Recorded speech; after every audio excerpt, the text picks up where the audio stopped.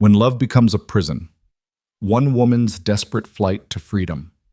Blood streaked across torn feet, bruises mapping years of terror, a father's fist raised in rage. This is Sarah Wittman's story, a young woman who dared to run from a forced marriage into the vast Nebraska wilderness, where death seemed kinder than the life she'd known. But what she found instead would challenge everything she believed about love, family, and freedom. Stay with me until the end of this incredible journey and comment your city below. I'd love to see how far this story travels.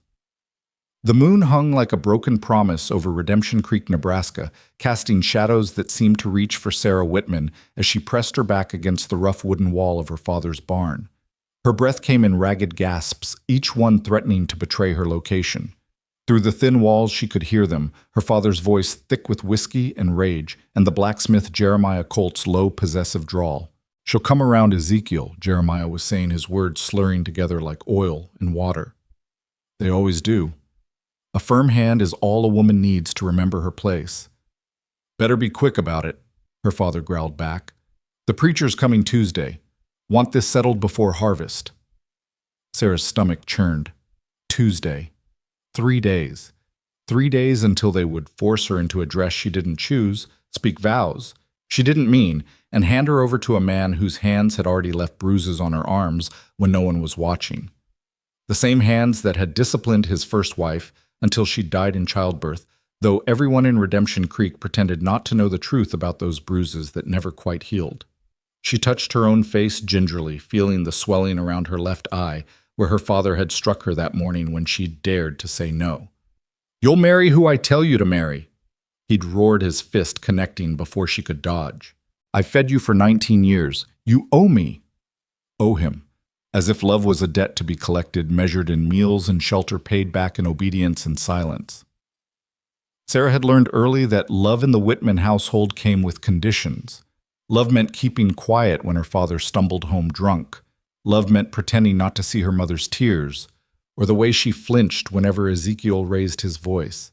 Love meant accepting that this was simply how things were, until her mother had finally found her own escape in death 2 winters ago, leaving Sarah alone with a man who saw her not as a daughter, but as property to be traded. The barn door creaked and Sarah's heart nearly stopped. But it was only the wind carrying with it the scent of coming rain and something else possibility. To the west, beyond the fence posts and the wheat fields beyond the reach of her father's fists, and Jeremiah's hungry eyes stretched the vast Nebraska prairie. Miles and miles of grassland where a person could disappear, could become someone new, or could die trying. Death or freedom. At this moment, Sarah couldn't decide which she wanted more, only that she wanted out. She had prepared as best she could in secret.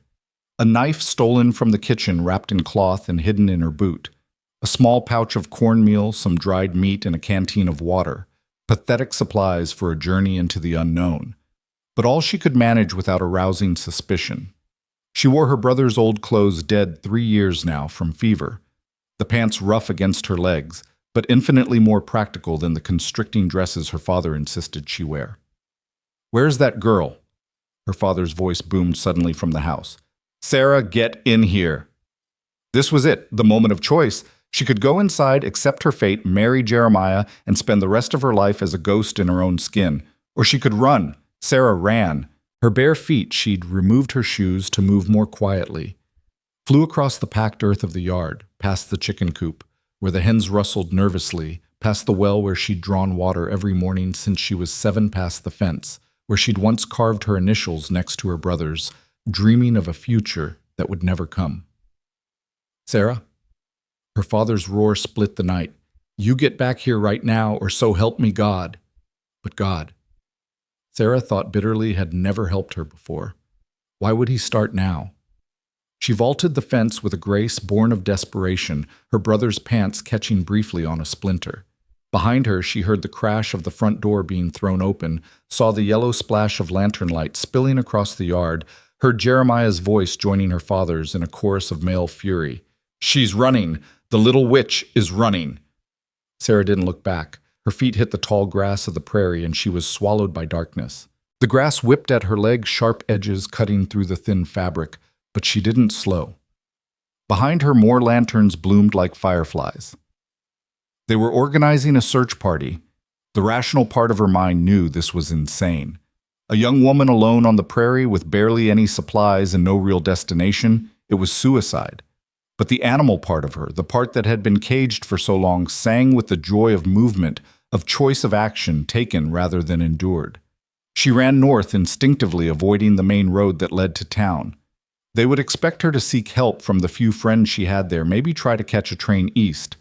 But Sarah had no friends in Redemption Creek. Her father had made sure of that, isolating her with the dedication of a man who understood that witnesses were dangerous to his kind of love. The grassland seemed endless, a sea of whispering stalks that rose nearly to her shoulders in places. She pushed through, ignoring the burning in her lungs, the stitch in her side, the warm wetness she knew was blood from her torn feet. Behind her, the voices grew fainter, but she could still see the bobbing lights of lanterns spreading out in a search line. Time lost meaning. She ran until her legs trembled, walked until she could run again, always moving north, guided by stars her brother had taught her to read before the fever took him. "See there, Sarah," he'd said, pointing to the sky on one of those rare nights when their father passed out early. "That's the North Star. If you're ever lost, it'll guide you home." But what if you had no home to return to? What if home was the place you were running from? The first light of dawn was painting the eastern horizon a pale pink when Sarah finally collapsed. She had no idea how far she'd traveled, miles certainly, but whether 5 or 15 she couldn't say. Her feet were raw and bleeding, her throat parched despite carefully rationing her water, her body shaking with exhaustion and the morning chill. She found a small depression in the earth, barely more than a dip, where water might collect during rain, and curled into it like a wounded animal. The tall grass provided some cover, but she knew it wouldn't be enough if they were still searching. She needed to keep moving, but her body refused to cooperate. "Please," she whispered to the lightening sky, not sure if she was praying or simply voicing her desperation. "Please, just a little more time." The sun rose fully, a ball of fire that promised another scorching August day. Sarah had thought she knew heat working in her father's fields, but this was different. Without shade, without the ability to seek shelter, the sun became an enemy, as relentless as the men hunting her. She pulled her brother's shirt over her head, creating a makeshift shelter, but the relief was minimal. By midday, her water was gone. She'd tried to ration it, but the heat demanded more than she had to give. Her lips cracked, her tongue felt like leather in her mouth, and her thoughts began to fragment. She saw her mother young and laughing before the years with Ezekiel had worn her down. She saw her brother strong and kind, teaching her to whistle like a meadowlark. She saw herself as a child before she understood that love could be a weapon. The buzzards found her first, circling high above in lazy loops, patient as undertakers. Sarah watched them through eyes that wouldn't quite focus anymore, finding their presence oddly comforting. At least someone would know where she died. At least her father wouldn't get the satisfaction of dragging her back. She didn't hear the horse approaching, her senses too dulled by dehydration and exhaustion. It wasn't until a shadow fell across her that she realized she was no longer alone. With effort that felt like moving mountains, she turned her head and looked up. The figure above her was backlit by the sun, features obscured, but she could make out long, dark hair, skin bronzed by sun, and clothing that was definitely not from Redemption Creek. An Indian. A savage, her father would say. A killer, the townspeople would whisper. Sarah waited for death. At least it would be quick, she thought. At least it wouldn't be Jeremiah. But death didn't come. Instead, the figure knelt beside her, and she found herself looking into eyes the color of river stones, dark and deep and unexpectedly gentle. He was younger than she'd first thought, perhaps 25, with sharp cheekbones and a mouth that looked like it might smile easily, though it wasn't smiling now. He said something in a language she didn't understand, his voice low and questioning. When she couldn't respond, her throat too dry for words, he reached for something at his belt. Sarah flinched, expecting a knife, but it was a water skin. He brought it to her lips, carefully supporting her head with one hand, letting only a small amount of water flow at first. It was warm and tasted of leather, but it was the most beautiful thing Sarah had ever experienced. She grabbed for the skin, desperate for more, but he pulled it back, shaking his head and saying something that was clearly a warning. Too much too fast, she understood even without the words. For the next few minutes, he fed her water in small sips, patient as a mother with a sick child. Between sips, he studied her, her torn feet, her bruised face, her brother's clothes, the way she kept glancing south as if expecting pursuit. His expression grew darker with each observation. When she'd had enough water to speak, she croaked out a single word, "Please." He tilted his head and she realized he might not speak English. She tried again, gesturing to herself, and then north. "Need, go, away." His eyes narrowed and he looked south, then back at her. Then in accented but clear English he said, "Someone hurt you." It wasn't a question, but Sarah nodded anyway. "My father. He wants. I have to marry. I can't." The words tumbled out in fragments, but he seemed to understand. "You run from marriage." "From prison," she corrected, then wondered if he would understand the difference. Something in his expression suggested he did. He sat back on his heels, seeming to consider. Sarah waited too exhausted to feel proper fear anymore. Whatever he decided, it had to be better than going back. Finally, he stood and extended his hand to her. "You come with me." Sarah stared at his hand, brown calloused, steady. She thought of all the warnings she'd heard about Indians, all the stories of violence and savagery. Then she thought of her father's fists, Jeremiah's groping hands, the wedding dress waiting for her in Redemption Creek. She took his hand. He pulled her to her feet with surprising gentleness, steadying her when she swayed. "My name," he said, touching his chest, "is Joseph Running Elk." "Sarah," she managed. "Sarah Wittman." "Sarah," he repeated, and somehow her name sounded different in his mouth, like it belonged to someone new, someone who had choices. "You are safe now." Safe. The word was so foreign to her experience that she almost laughed. But as Joseph whistled and a painted horse emerged from a nearby rise as he helped her mount and swung up behind her as they began riding north with the sun on their backs, Sarah began to believe that maybe, just maybe, the word could be true. The rhythm of the horse was hypnotic, and Sarah found herself drifting in and out of consciousness, held secure by Joseph's arm around her waist. She should have been terrified alone with a strange man, a Lakota warrior no less, heading into unknown territory. But his hold was protective rather than possessive, and when she shivered despite the heat, he adjusted his position to shield her from the worst of the sun. They rode for hours, stopping occasionally for water and to rest the horse. Joseph shared dried meat with her, watching to make sure she ate slowly, and showed her how to use a plant he called sage to clean the worst of her wounds. His hands were gentle as he tended her feet, spreading some kind of salve that numbed the pain. "Why?" she asked at one point, as he carefully wrapped her feet in soft leather. "Why are you helping me?"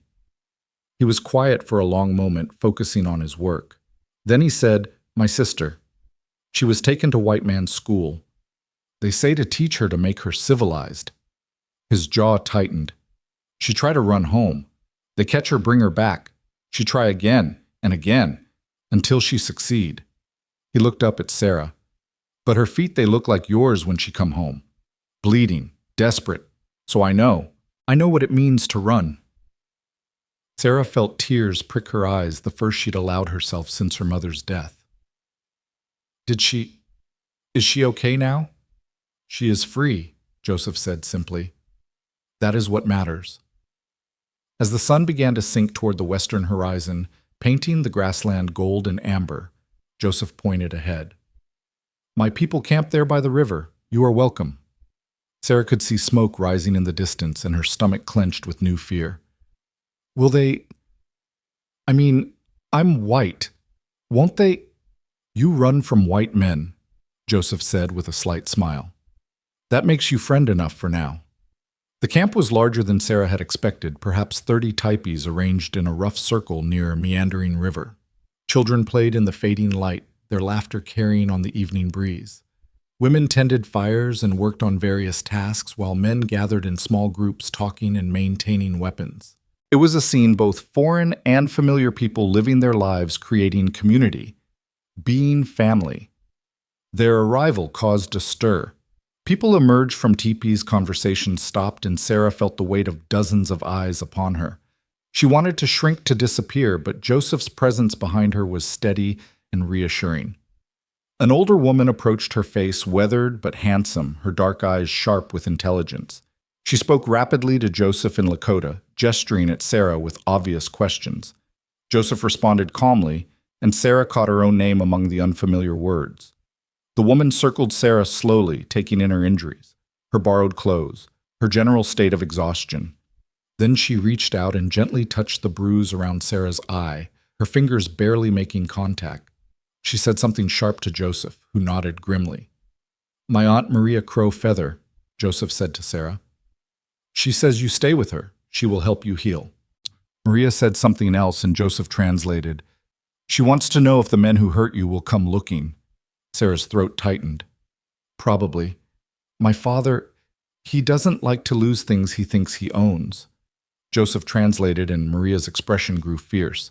She spoke again, her voice carrying enough force that several nearby warriors looked over with interest. "She says," Joseph translated, a slight smile playing at his lips, "that your father will learn that not everything can be owned, and that some things, when freed, grow claws." Over the next several days, Sarah discovered what it meant to be cared for without conditions. Maria and the other women tended her wounds with practiced efficiency, using plants and methods that seemed like magic compared to the harsh medicine of Redemption Creek.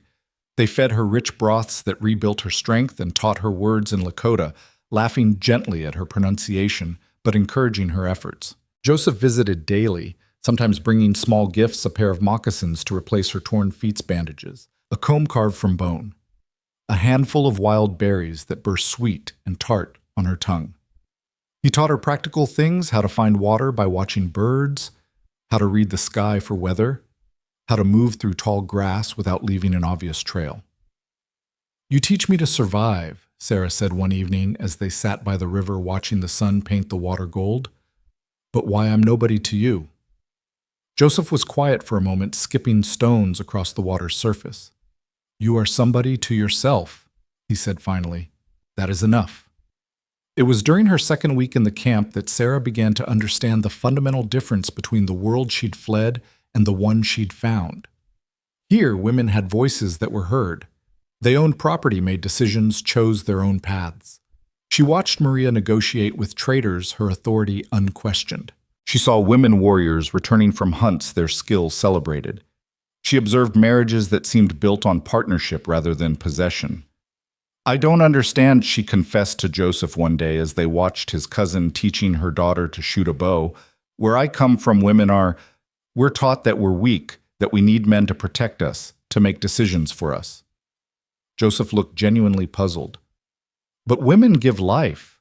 They are the first teachers, the keepers of wisdom. How can the ones who create warriors be weak?" It was such a simple inversion of everything she'd been taught that Sarah felt something shift inside her chest, like a bone that had been broken and set wrong finally being corrected. As the days passed, Sarah began to shed her old self like a snake leaving behind outgrown skin. She learned to ride properly, not side saddle like a lady, but astride like someone who had places to go. She learned to shoot Joseph patiently, correcting her stance, her grip, her aim, until she could hit a target more often than not. She learned to read tracks to skin game to build a fire that would last the night. But more than skills, she learned to laugh again. The children of the camp adopted her as a curiosity, teaching her their games and delighting in her attempts at their language. The women included her in their daily work, their gossip, their jokes. Even the men initially suspicious began to nod in acknowledgement when she passed. It was Maria who gave her the name that would become her own. They were sitting together one evening working on beating Sarah's clumsy attempts, making Maria smile when an eagle feather drifted down from the darkening sky, landing in Sarah's lap. Maria's eyes widened. She spoke rapidly in Lakota, calling others over to see. Soon a small crowd had gathered, all talking excitedly. "What is it?" Sarah asked Joseph, who had appeared at the commotion. "Eagle feathers are sacred," he explained, his own expression showing surprise. "They don't just fall. They are given. She says you should be called Wiyaka Win Feather Woman. The eagle marks you as one who will fly free." Sarah held the feather carefully, its weight both negligible and profound. "Feather Woman," she repeated softly. It felt right in a way her given name never had. That night she dreamed not of her father's house, but of soaring over endless grasslands, the wind beneath wings she'd grown herself. The peace was shattered 3 weeks after her arrival. Sarah was helping Maria prepare the evening meal. When she heard it, horses, many of them approaching from the south. Her blood turned to ice. Joseph appeared at her side as if summoned by her fear. "Stay calm," he said quietly. "We will handle this." But Sarah recognized the voice that boomed across the camp before the riders even came into view. "I know you've got her, Sarah Wittman. You come out now, girl, or things are going to get ugly." Her father. And from the sound of it, he'd brought half of Redemption Creek with him. Sarah started to stand, but Maria's hand on her arm stopped her. The older woman shook her head firmly, then rose herself, walking toward the gathering confrontation with the dignity of a queen. Through the tipi's opening, Sarah could see her father dismounting, his face red with rage and alcohol. Jeremiah was beside him, along with Sheriff Watson and at least 10 other men, all armed. The warriors of the camp had formed a loose line, weapons visible but not raised. It was a delicate balance, violence held in check by the thinnest of threads. "We don't want trouble," Sheriff Watson was saying, though his hand rested on his pistol. "We're just here for the girl. She belongs to her father, and he's within his rights to take her home." Joseph stepped forward. "She is guest here. She stays by her choice." "Her choice?" Ezekiel spat. "She's my daughter. She doesn't get a choice." "All people have choice," Joseph replied calmly. "This is our way." Jeremiah pushed forward, his face twisted with possessive fury. "She's promised to me we have an agreement." "Agreement with who?" Maria asked in accented English. "With her or with him?" She pointed at Ezekiel. "That's none of your concern, woman," Jeremiah snarled. Maria smiled, and it was not a pleasant expression. "Everything that happens in our camp is our concern, man." The tension ratcheted higher. Sarah could see her father's hand moving toward his gun, could see the warriors tensing in response. Someone was going to die if she didn't act. She stood and walked out of the tipi. "Sarah!" Her father's voice held triumph. "Get over here, now!" Sarah stood between the two groups, feeling the weight of every eye upon her. This was it, the moment that would define everything that came after. She could go with her father, return to the life she'd fled, submit to the marriage that would kill her soul, if not her body. Or she could choose the uncertain freedom she'd found here, knowing it might spark violence. She looked at her father, really looked at him for perhaps the first time. He was smaller than she remembered, his power revealed as nothing more than bluster and fear. She looked at Jeremiah, saw the hunger in his eyes that had nothing to do with love and everything to do with control. Then she turned and looked at Joseph, at Maria, at the people who had shown her kindness without asking for payment, who had given her a name that meant freedom. "I will not go," she said, her voice carrying clearly in the evening air. "I choose my path, and it is not with you." The silence that followed was deafening. Then Ezekiel's face contorted with rage. "You ungrateful little, you're coming home if I have to drag you." He started forward, but Joseph stepped between them. "She has spoken. Get out of my way, savage." Ezekiel reached for his gun. What happened next occurred so fast that Sarah would need others to tell her about it later. Joseph moved like water, disarming her father before the gun cleared its holster. Other warriors stepped forward, weapons raised as the white men went for their own guns. For a moment, violence seemed inevitable. Then a child's scream cut through the tension. Everyone turned to see a young boy pointing at the river where the water was rising with impossible speed. "Flash flood!" someone shouted, and suddenly personal conflicts became irrelevant in the face of nature's fury. The wall of water hit the camp like the fist of God. Tipis were swept away, horses screamed, people ran in all directions seeking higher ground. Sarah was caught by the current, pulled under her lungs, burning as she struggled to surface. Strong hands grabbed her, pulled her up. Joseph, his face grim with determination, swimming powerfully toward the shore. But the current was too strong, pulling them both toward the rapids she could hear roaring ahead. Then she saw him, Jeremiah, clinging to a log nearby, reaching for his gun, even now, even in the midst of catastrophe, his hatred more important than survival. He aimed at Joseph, and Sarah didn't think. She let go of Joseph, with one hand grabbed the knife from her boot, the one she'd carried since that night in her father's barn, and threw it with all the desperate strength she possessed. The blade found its mark. Jeremiah's eyes widened in shock, the gun falling from his hand as he clutched at his chest. Then the current took him, and he was gone. Sarah had killed a man. She waited to feel guilt, horror, regret. Instead, she felt only a wild, fierce joy. She had chosen. She had acted. She had saved the man who had saved her. Joseph pulled them both to shore where others were gathering, helping each other, counting the living and the lost. Sarah's father was there, waterlogged and diminished, staring at her with something that might have been fear. "You killed him," he said, his voice hollow. "You killed Jeremiah." "He would have killed Joseph," Sarah replied, surprised by her own steadiness.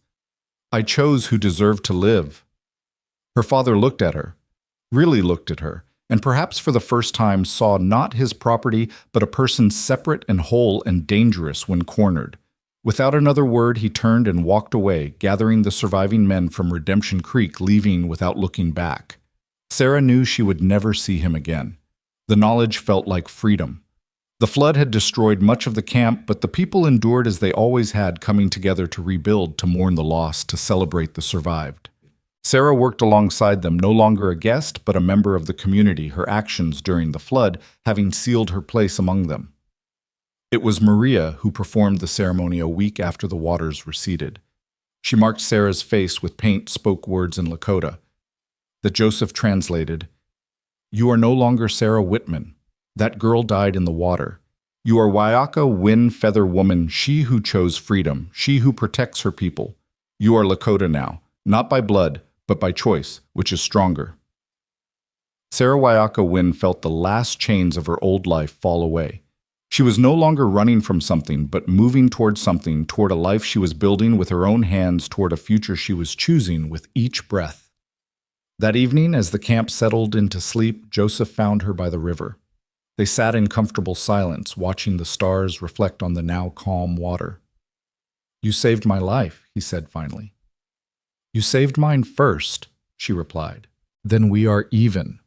Sarah turned to look at him. This man who had shown her that strength could be gentle, that protection didn't require possession. "No," she said softly. "We are just beginning." He smiled then, that easy smile she'd imagined the first day they met, and Sarah felt something in her chest that had nothing to do with fear and everything to do with possibility. The night was warm, the stars bright, and somewhere in the distance, an eagle cried a sound that no longer seemed like loneliness, but like freedom, like coming home, like the promise of wings that were finally truly her own. The morning after Joseph had spoken those words by the river, Sarah woke to find the world transformed. Not the physical world, the camp still bore the scars of the flood typies being rebuilt, belongings being salvaged from mud, but her inner landscape had shifted like the prairie after rain, everything familiar, yet somehow new.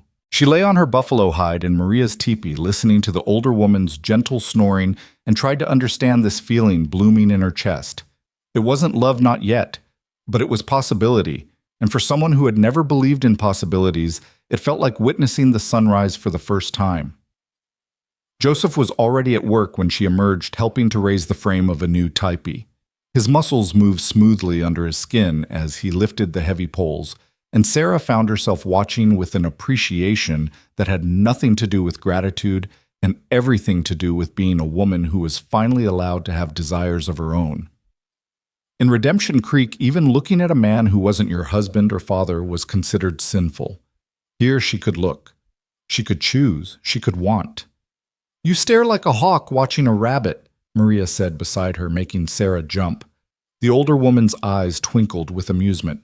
"But I think perhaps he is not entirely rabbit, and you are not entirely hawk." Sarah felt heat rise to her cheeks. I was just... "You were just being young and alive," Maria said gently. "This is good. For too long I think you were only surviving. Now you begin to live." Living. Such a simple word for such a complex thing. Over the following weeks, Sarah discovered what living meant when fear wasn't your constant companion. She learned to wake without immediately checking for danger to eat, without wondering if the meal came with a price to speak, without weighing each word for its potential to cause anger. Joseph became her teacher in more than just survival skills. He taught her the stories of his people, sitting with her in the evenings as the camp settled into rest, his voice painting pictures of heroes and spirits of times when the buffalo covered the plains like a dark sea of prophecies and promises that shaped the Lakota understanding of the world. "Tell me about the stars," she asked one night as they sat outside Maria's teepee. The older woman had conspicuously found elsewhere to be leaving them alone with a knowing smile. Joseph looked up at the vast canopy above them. "Each star is a spirit," he said. "The ones who came before us, watching guiding. See that pattern there? We call it the bear. He was once a man who loved a woman from the sky people. Their love was forbidden, but so strong that when he died, the spirits placed him in the sky so he could be close to her forever." "That's beautiful," Sarah said softly. "In my world, the stories were all about punishment. About women who loved wrong being turned to salt or cursed or killed." "Your world sounds lonely," Joseph observed. "It was," Sarah admitted, "but I'm not in that world anymore." He turned to look at her, then his dark eyes serious in the moonlight. "No," he agreed. "You are not. But Wiaka win. You must understand my world is not easy either. My people face dangers your people bring. Soldiers, settlers, diseases. The buffalo grow fewer each year, the land they want to take. To be with us is to be part of this struggle." Sarah thought of her father's house of Jeremiah's hands, of a life mapped out for her in dishes and bruises and silence. "I've lived in a cage," she said. "I would rather die free than live safe." Joseph was quiet for a long moment. Then he reached out and took her hand, his fingers warm and calloused against hers. "You speak like a warrior," he said. "Maybe I am one," Sarah replied, surprised by her own boldness. "Maybe I just needed to find my battlefield." The next day brought that battlefield to her in an unexpected form. A hunting party returned with news that made the camp buzz with tension. Soldiers had been spotted 2 days' ride to the east, more than had been seen before, and they were asking questions about a white woman living with the Lakota. Sarah felt ice form in her stomach. "They're looking for me." "Perhaps," Joseph said, his face grim. "Or perhaps they use you as excuse. They have wanted reason to move us from this land. A stolen white woman would give them that reason." "But I wasn't stolen," Sarah protested. "I chose to come here." Standing Bull, one of the elder warriors, shook his head. "Your choice matters nothing to them. They see what they want to see." Maria spoke up, her voice sharp with decades of anger. "They took my sister's children to their schools, said it was for their own good. When she went to get them back, they said she had no right, that the children belonged to the government now. Choice rights. These are words they use when it serves them, forget when it doesn't." Sarah felt the weight of what her presence might mean settling on her shoulders. "I should leave," she said. "If my being here puts you all in danger, no." Joseph's voice was firm. "You are one of us now. We do not abandon our people. But if the soldiers come, then we will face them as we always have," Standing Bull said, "with wisdom when we can, with strength when we must." That night Sarah couldn't sleep. She lay in the darkness, listening to the camp's quiet sounds, a baby crying quickly soothed, dogs barking at something in the distance, the wind moving through the grass with its endless whisper. This place had become home in a way Redemption Creek never was. These people had become family in a way her blood relations never were. The thought of bringing destruction to them because of her presence was unbearable. She was still awake when the scout rode in just before dawn, his horse lathered with sweat from hard riding. His words spoken in rapid Lakota sent the camp into controlled chaos. The soldiers weren't just coming, they were less than a day away, and they had a warrant for Sarah's return signed by a federal judge. "They say you were kidnapped." Joseph translated, his jaw tight with anger. "They say we are holding you against your will." Sarah laughed, but it was a bitter sound. "My will. When has my will ever mattered to them?" The camp council gathered quickly, and to Sarah's surprise, she was invited to join them. In Redemption Creek, women were never included in important decisions. Here she sat among the leaders as an equal, her voice carrying the same weight as any warrior's. I won't let you fight for me, she said. Too many would die. And if we give you up? Maria asked. You think you survive what they do to you. You killed a white man even if he deserved it. They will hang you. Sarah hadn't thought of that. In the chaos of the flood in the immediate aftermath, she'd forgotten that she had killed Jeremiah. By white law, she was a murderer. Then I run, she said. Lead them away from here. You would not make it a day, Standing Bull said, not unkindly. They have horses, dogs, guns. You are brave, Wiaka-Win, but you are not yet skilled enough to escape them alone. Then what? Sarah asked, frustration coloring her voice. I won't be the reason this camp is destroyed. It was Joseph who spoke next, his words measured and careful. There is another way. If you were married to one of us truly married with witnesses, they could not take you. You would be Lakota by marriage, not just by adoption. The treaty gives us right to our own people. The teepee fell silent. Sarah's heart hammered in her chest as she understood what he was suggesting. Marriage. To him, she assumed, though he hadn't said it directly. That's a big step, she managed. It is, Joseph agreed, and not one to take lightly, but it would protect you and give us legal ground to stand on. Sarah looked around the circle of faces, saw the mixture of hope and concern in their expressions. Then she looked at Joseph. Really looked at him. She thought of the gentleness in his hands when he'd tended her wounds, the patience in his teaching, the way he looked at her like she was something precious, but not fragile. Would you? She paused, gathered her courage. Would this be real, or just for protection? Joseph met her eyes steadily. I do not know you well enough to promise love, he said honestly, but I know you well enough to promise respect, partnership, truth. The rest we would discover together. It was more honesty than she'd ever gotten from a man, and somehow that made her trust him more than any pretty words could have. Yes, she said simply. The ceremony happened that afternoon as scouts kept watch for the approaching soldiers. It was nothing like the wedding that had been planned for her in Redemption Creek. No white dress that felt like a shroud. No church that felt like a tomb. No vows that felt like chains. Instead, there was smoke from sacred herbs, songs that seemed to rise from the earth itself, and promises made in 2 languages under an endless sky. Maria painted Sarah's face with symbols she didn't yet understand, but that felt right on her skin. The women of the camp dressed her in soft doeskin decorated with beads and quills, each element carrying meaning blue for the sky that witnessed their union red, for the strength of their combined spirit white, for the new beginning they were creating together. Joseph wore his finest clothing, looking every inch the warrior, but his eyes were soft when they found hers across the ceremonial circle. When he took her hands, his grip was steady, grounding her in the moment. The vows were simple.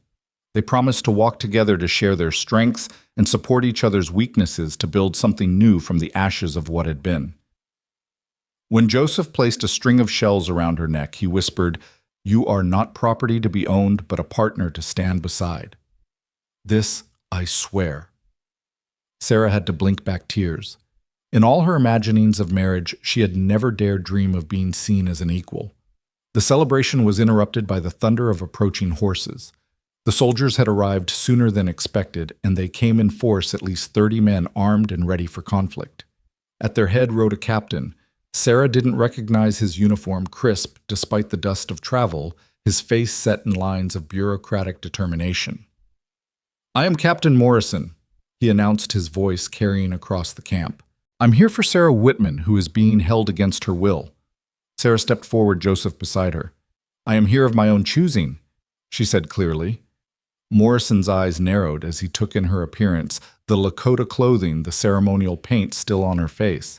"Miss Wittman, you're clearly under duress. These savages have—" "These people," Sarah interrupted, "are my family, and I am no longer Miss Wittman." She took Joseph's hand. "I am Wiaka-Win, wife of Joseph Running Elk, member of this band by choice and by right." "That's not possible," Morrison said. "Christian marriage. We are not Christians here," Standing Bull said calmly. "Our marriages are recognized by treaty. You have no authority over our people." Morrison's face reddened. "She's a white woman. She belongs with her own kind. I belong where I choose to belong." Sarah said. And I choose here. You're making a mistake, Morrison warned. Your father has friends' influence. This won't end here. Then let him come himself, Sarah challenged. Let him face me, not hide behind soldiers and papers. Morrison looked like he wanted to argue further, but one of his lieutenants whispered something in his ear, probably reminding him that starting a conflict over a woman who claimed to be there willingly would not look good in reports. This isn't over, he said finally, then wheeled his horse around. The soldiers followed, though several cast curious glances back at the white woman who had chosen a life they couldn't understand. As the dust of their departure settled, Sarah felt Joseph's hand tighten around hers. You were brave, he said. I was terrified, she admitted. The two are not opposite things, he replied. Fear tells us something matters. Brave is acting, despite the fear. That night, as the camp celebrated both the marriage and the soldiers' departure, Sarah found herself standing at the edge of the firelight, watching her new people dance and sing. Joseph stood beside her close enough that she could feel his warmth, but not touching, respecting the boundaries of their still new connection. Are you sorry, she asked, to be tied to someone you barely know? He considered the question. I know you fight for those you care about. I know you choose freedom over safety. I know you learn quickly and laugh deeply when you think no one is watching. This is enough to begin. And if it's not enough to continue, he turned to her, then his expression serious. Then we will face that truth together. But Wiaka win. I think perhaps we both have been alone long enough.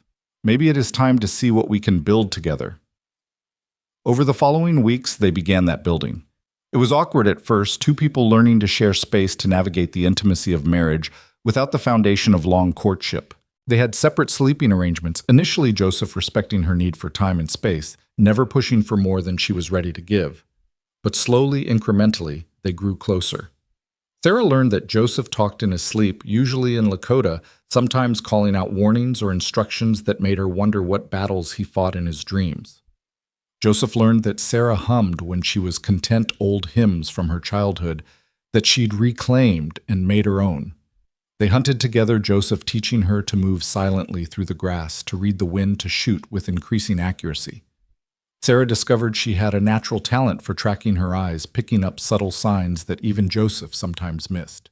You see like you're looking for escape routes, he observed one day, as she pointed out a deer trail he hadn't noticed. I spent years looking for escape routes, she replied. Now I'm just better at seeing paths. They shared stories in the evening building, understanding through words. Joseph told her about his childhood, about learning to ride before he could properly walk, about the first buffalo hunt where he'd frozen in fear and shame about his father's death in a skirmish with Crow warriors when he was 12. Sarah reciprocated with her own truths the first time her father had hit her. She was 7, had spilled milk the way her mother had grown quieter each year until she barely spoke at all, the relief she'd felt when her brother died, because at least he was free. That's terrible, Joseph said when she admitted the last part. Is it? Sarah asked. He was in pain always from the fever, and living in that house, death seemed kinder. No, Joseph clarified. It's terrible that death seemed kinder than life. No child should feel that. It was during a hunting trip, just the two of them tracking elk through a valley 2 days from camp, that things shifted between them. They'd made camp for the night, a small fire keeping the dark at bay, when Sarah noticed Joseph favoring his left shoulder. You're hurt, she said. It's nothing. Old injury that complains sometimes. Let me see. He hesitated, then pulled off his shirt, revealing a mass of scar tissue across his shoulder blade. Sarah sucked in a breath. Soldiers, he said simply. 3 winters ago. They wanted us to move. We disagreed. Sarah moved behind him, her fingers ghosting over the scars. She'd seen enough wounds to know this one had nearly killed him. You survived this. Maria is a good healer, and I had reasons to live. What reasons? He turned to face her, and suddenly the space between them seemed both too much and not enough. I believed there was something worth waiting for. Someone, perhaps. Sarah's breath caught. Joseph? I know we married for protection, he said quickly. I do not expect. She kissed him. It was clumsy, graceless, her first real kiss, that wasn't stolen or forced, but it was hers to give and his to receive, and that made it perfect. When they pulled apart, Joseph's eyes were wide with surprise. "Wiaka win. Sarah," she said, "when we're alone, I'd like you to call me Sarah sometimes. Not because I'm going back to who I was, but because I want you to know all of me, even the parts I'm learning to leave behind." "Sarah," he said softly, like he was tasting the name. Sarah. They didn't become lovers that night. Sarah wasn't ready, and Joseph wouldn't push, but they became something more than strangers bound by necessity. They became partners beginning to choose each other for reasons beyond survival. The challenges came as challenges always do. There were members of the band who resented Sarah's presence, who saw her as a liability or an outsider who would never truly understand their ways. There were moments when the cultural divide seemed too vast to bridge, when Sarah would make mistakes that revealed her ignorance, when Joseph would assume knowledge she didn't have. One particularly difficult moment came when Sarah tried to help with preparing a buffalo hide, a task she'd observed but never attempted. She used the wrong technique, potentially ruining a valuable hide, and the woman whose hide it was, Joseph's cousin Mary Stands Tall, erupted in anger. "You stupid white woman," Mary shouted. "You think you can play at being Lakota, but you know nothing. You waste what we cannot afford to lose." Sarah felt heat flood her face, shame and anger warring in her chest. "I was trying to help." "Your help is worthless. Go back to your own people where you belong." "Mary!" Joseph's voice cut through the confrontation. "Enough!" "You defend her!" Mary turned on him. "She ruins a hide that could feed a family, and you defend her." "She makes a mistake while learning," Joseph said evenly, "as you did when you were young, as we all did." "She is not a child. She is a grown woman who should know better." "She is learning to know better," Maria interjected, approaching the group. "And you, Mary Stands Tall, might remember that teaching is more useful than shouting." Mary stormed off, and Sarah stood frozen, the ruined hide at her feet, a symbol of all the ways she didn't belong. "I'm sorry," she whispered. "Don't be sorry," Maria said firmly. "Be better, learn, try again." But Sarah saw the looks from others, heard the whispers. That night she sat alone by the river, wondering if she'd made a terrible mistake, if she was fooling herself, thinking she could ever truly belong here. Joseph found her there, sitting beside her without speaking for a long moment. Finally he said, "When I was young, maybe 8 winters, I tried to join a raid against the Crow. I wanted to prove I was a warrior. I followed the war party in secret, but I was discovered. My presence alerted the Crow to our approach. 3 of our warriors died because of my stupidity." Sarah looked at him surprised. "What happened?" "I wanted to die from shame, but my uncle, he told me something. He said shame is only useful if it teaches us. Otherwise it is just another kind of death. You made a mistake today. Will you let it teach you or destroy you?" "Teach me," Sarah said after a moment. "I want it to teach me."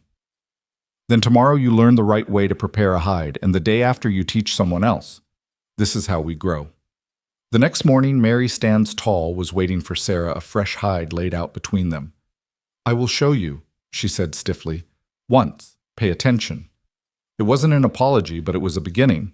Sarah paid attention, learned, and when the hide was properly prepared, Mary nodded with grudging approval. "Better?" she said, and coming from her, it felt like high praise. As autumn approached, the band prepared to move to their winter grounds, and Sarah experienced her first real migration. It was a massive undertaking, taking down an entire camp, packing everything onto horses and travois, moving dozens of families across the prairie to a more sheltered valley where they would spend the cold months. Sarah worked alongside the other women, learning the intricate system of organization that made such movement possible. Everything had its place, its method of packing its priority. Children and elders rode warriors, scouted and guarded women, managed the logistics that kept everyone alive and together. "You're stronger than when you came," Maria observed, watching Sarah load a heavy pack onto a horse without assistance. Not just in body. It was true. Months of physical work, adequate food, and freedom from constant fear had transformed Sarah's body. Where she had once been soft and pale, she was now lean and brown from the sun. Her hands, once smooth, were calloused and capable. But more than that, her spirit had strengthened. She walked without hunching, spoke without whispering, existed without apology. The winter camp was in a valley protected by bluffs near a river that wouldn't freeze completely. As the band settled in preparing for the long, cold months ahead, Sarah felt a sense of anticipation rather than dread. Winter in her father's house had meant being trapped indoors with his moods no escape from the violence that seemed to worsen with the cold. Here, winter meant stories around fires, time for crafting and creating a drawing together of community against the harsh season. It was during the first snowfall that Sarah and Joseph truly became husband and wife. They had been sharing a tipi for weeks by then, but still maintaining separate sleeping arrangements. That night, as the snow fell silent and thick outside, Sarah made a choice. "Joseph," she said softly in the darkness. "Yes, I'm cold." It was a lie. She was warm enough in her buffalo robes, but it was also an invitation. She heard him shift, considering understanding. "Would you like to share warmth?" he asked carefully. "Yes." He moved to her, then bringing his robes, settling beside her with careful deliberation. For a moment they lay side by side, not touching the space between them, electric with possibility. "Sarah," he whispered. "I'm not afraid, welcome," she said, and realized it was true. For the first time in her life, she was not afraid of a man's touch, because this man had proven 100 times over that his touch meant safety, not harm. What followed was gentle and patient, and nothing like the violent claiming she had been taught to expect. Joseph treated her body like something precious, seeking permission in every touch, every kiss, every escalation of intimacy. When she tensed, he stopped. When she relaxed, he continued. It was a conversation without words, a negotiation of souls as much as bodies. Afterwards, as they lay entwined, Sarah felt something break open inside her chest. Not breaking like damage, but breaking like an egg, letting something new emerge. "I think I love you," she said into the darkness, surprised by her own words. Joseph's arms tightened around her. "I think I love you too," he replied. "Not think. No. I know I love you, Wiaka Win. Sarah, my wife." Winter deepened, and with it came new challenges. Food grew scarce as game became harder to find. The government supplies that had been promised by treaty failed to arrive as they so often did. The band rationed carefully, but hunger became a constant companion. Sarah learned what it meant to be truly hungry, not the missed meals of punishment she'd known before, but the deep gnawing hunger of scarcity. She learned to make soup from bones that had already been boiled 3 times, to find nutrition in things she would have considered inedible before, certain barks, dried berries that were more seed than fruit, the marrow from bones cracked with rocks. She also learned the strength of community in hardship. No one hoarded. Everyone shared. When a successful hunt brought meat, it was distributed equally. When someone fell ill, others gave from their portions to help them recover. It was so different from Redemption Creek, where her father had extra, while neighbors starved, where charity came with conditions and judgment. It was during the worst of the winter storms that soldiers came again. Not to take Sarah this time, but with news that made the entire camp go silent with dread. "All Lakota are to report to the agency by spring," the sergeant announced, reading from an official document. "Any bands remaining outside designated areas after April 1st will be considered hostile and dealt with accordingly." "This is our land," Standing Bull protested. The treaty has been modified," the sergeant interrupted. "You can come peacefully to the agency, or you can be brought by force. Those are your only options." After the soldiers left, the council met long into the night. Sarah sat with the women, listening to the debate that would determine all their futures. Some argued for compliance, saying it was better to survive at the agency than die fighting. Others argued for resistance, saying that life without freedom wasn't life at all. "What will we do?" Sarah asked Joseph later as they lay together in their teepee. "I don't know," he admitted. To go to the agency means giving up everything, our way of life, our freedom, our spirits. But to fight means many will die, probably all of us, eventually. Sarah thought of the choice she'd made months ago, running into the prairie rather than submitting to a life of captivity. "I said I'd rather die free than live safe," she reminded him. "That was your choice to make alone," Joseph pointed out. "Now your choice affects others, the children, the elders. Can we choose death for them?" It was a question without an easy answer, one that haunted the camp through the long winter nights. Some families began to pack, preparing to go to the agency. Others began to prepare for war. The band that had taken Sarah in, that had given her a new life and name, was fracturing under the pressure of an impossible choice. Spring came early that year, the snow melting in sudden warmth that turned the earth to mud and set the rivers running high. With it came decision time. The band would split. Those who chose the agency would go. Those who chose to remain free would head north, hoping to find refuge with Sitting Bull's people, or perhaps cross into Canada. Sarah and Joseph chose freedom, as she'd known they would. But the parting was painful. Families divided, friendships severed by necessity and different definitions of survival. Mary Stands Tall, who had become a friend after their rocky beginning, chose the agency. "I have children," she said simply. "I cannot watch them starve or be shot. At the agency, they will at least live." "Will they?" Sarah asked. "Or will they just exist?" Mary's expression was infinitely sad. "Sometimes existing is all we can manage. You're still new to being hunted Wiakawin. You don't yet know how exhausting it becomes."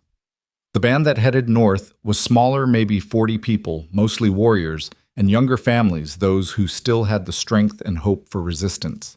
Maria came with them, declaring she was too old to learn new ways and would rather die as Lakota than live as whatever the agency would make her become. They moved carefully, avoiding known soldier patrols, using all the knowledge generations of Plains living had given them. But they were racing against time and history, and everyone knew it. It was during this flight north that Sarah discovered she was pregnant. The realization came slowly, the morning sickness she attributed to travel. The exhaustion she blamed on stress, the changes in her body she tried to ignore. But when she missed her second monthly blood, she knew. She told Joseph by the river where they'd stopped to water the horses, whispering the news like it was either a blessing or a curse, she wasn't sure which. His face went through a series of expressions: joy, fear, worry, and finally, determination. "A child," he said softly, his hand moving to rest on her still flat stomach. "Our child." "Is it fair?" Sarah asked. "To bring a child into this—" "Was it fair when any of us were born?" Joseph countered. "Life is never fair, but it is still precious." That night he held her closer than usual, and Sarah felt the weight of the future they were creating, not just for themselves now, but for the next generation. A child who would be both white and Lakota, belonging fully to neither world, but perhaps hopefully able to bridge them. The news of her pregnancy spread through the band quickly, and with it came a shift in how people treated her. The remaining doubters seemed to soften. A woman carrying a Lakota child was truly one of them, bound by blood as well as choice. The women fussed over her, sharing remedies for morning sickness advice for the months to come, stories of their own pregnancies. But it also added urgency to their flight. A pregnant woman couldn't ride as hard, couldn't move as fast. They were vulnerable in a way they hadn't been before. It was Standing Bull who made the suggestion that would change everything. "There's a place," he said during council, "a valley hidden that my grandfather told me about, where the old ones used to winter before the whites came. It's far from any trails the soldiers use, protected with water and game. We could go there at least until the child is born." "And after?" someone asked. "After we see what the world looks like," Standing Bull replied. "But for now, we survive." The journey to the Hidden Valley took 2 weeks through increasingly difficult terrain. They had to abandon the travois, carrying only what they could pack on horses. But when they finally crested the last ridge and looked down into the valley, Sarah gasped. It was paradise hidden in plain sight, a bowl of green surrounded by protective ridges, a clear stream running through its heart trees for shelter, and firewood meadows where game would graze. It was like the earth had created a sanctuary just for them. "Home," Joseph said softly beside her. "For now." Sarah agreed, but she was already imagining it, their child taking first steps in those meadows, learning to swim in that stream, growing up with at least a taste of the freedom their parents had fought to preserve. As the band descended into the valley, beginning the work of setting up what might be their last free camp, Sarah felt the child move inside her for the first time, a flutter like bird wings, like hope taking flight, like the future announcing itself despite all odds. She was no longer Sarah Wittman, the frightened girl who had run into the prairie. She was Wiakawin Feather Woman. wife of Joseph Running Elk, mother-to-be member of a people who refused to surrender their souls, even as their world collapsed around them. She had learned that love wasn't possession, but partnership, that family wasn't blood, but choice, that freedom wasn't the absence of struggle, but the right to choose your own battles. The sun set behind the western ridge, painting the valley gold, and Sarah stood with her hand on her growing belly, Joseph's arm around her shoulders, their people making camp around them. Tomorrow would bring its own challenges, soldiers might find them. Winter would come again. The child would be born into uncertainty. But tonight, in this moment, in this hidden valley that felt like the earth's gift to the dispossessed, they were free. The hidden valley had sheltered them through spring and into summer, becoming more than a refuge. It had become a world unto itself, where Sarah's belly grew round with promise, and the band lived as their ancestors had, following the old ways without interference from soldiers or settlers. But even paradise could not hold back the tide of history forever, and on a morning in late July, when the heat shimmered off the grass like water, their sanctuary was breached. Sarah was by the stream, washing clothes with Maria and two other women, when she heard it, the sound that had haunted her dreams since leaving Redemption Creek. Her father's voice carried on the wind like a curse, bellowing her name across the valley. Sarah Elizabeth Wittman, I know you're here. Show yourself. Her hands froze in the cold water, the shirt she'd been washing floating away downstream. Maria grabbed her arm, steadying her as her whole body began to shake. How? Sarah whispered. How did he find us? But there was no time for questions. Joseph was already running toward them, his face grim, and she could see warriors taking positions along the ridges. Her father hadn't come alone. She counted at least 20 men spread out along the valley's entrance, some in uniform, others clearly hired guns, all armed and ready for violence. Stay behind me, Joseph said, but Sarah shook her head. No, this is my fight. He's here for me. She stood her 7 months pregnant belly, making the movement awkward, but her spine straight with determination. The woman her father had tried to break was gone, replaced by someone who had learned her own strength. She walked toward the confrontation, Joseph at her side, Maria and Standing Bull flanking them, the entire band gathering behind in a show of solidarity. Ezekiel Wittman looked older than when she'd last seen him, his face more deeply lined, his hair more gray than brown, but his eyes held the same cold fury that had terrorized her childhood, and beside him sat a man who made Sarah's blood run cold. Judge Harold Patterson from Redemption Creek, the same man who had signed her marriage contract to Jeremiah without her consent. There you are, her father said, his voice carrying that dangerous quiet tone that had always preceded violence. My daughter dressed like a savage breeding with one too, I see. I'm not your daughter anymore, Sarah replied, surprised by the steadiness of her own voice. I haven't been since the night you tried to sell me to Jeremiah Colt. Sell you? Judge Patterson spoke up, his voice oily with false concern. Your father arranged a respectable marriage for you. You murdered your intended husband and fled with these hostiles. We're here to see justice done. Justice? Sarah laughed, and it was not a pleasant sound. Was it justice when my father broke my ribs when I was 12? Was it justice when Jeremiah put his hands on me before any wedding? Was it justice when you signed papers binding me to a man I'd refused? You had no right to refuse, her father snarled. You're my property until you're married. I am married, Sarah interrupted, taking Joseph's hand, by Lakota law recognized by treaty. I'm Wiaka Win, wife of Joseph Running Elk, and I carry his child. You have no claim on me. Her father's face went purple with rage. That's no marriage. That's an abomination. You're coming with me if I have to drag you. Try it, Joseph said quietly, and though his voice was calm, there was death in it. The tension stretched taut as a bowstring. Sarah could see fingers moving toward triggers, hands gripping rifle stocks. One wrong move, and the valley would become a killing ground. She thought of the child moving inside her, of the children playing back at the camp of the elders who had already seen too much death. Wait, she said, stepping forward. Father Judge Patterson, you came all this way. Why? Not for love of me, you never loved me. Not for justice, you never cared about that either. So why? Patterson shifted uncomfortably in his saddle. There's the matter of your inheritance. Sarah blinked in confusion.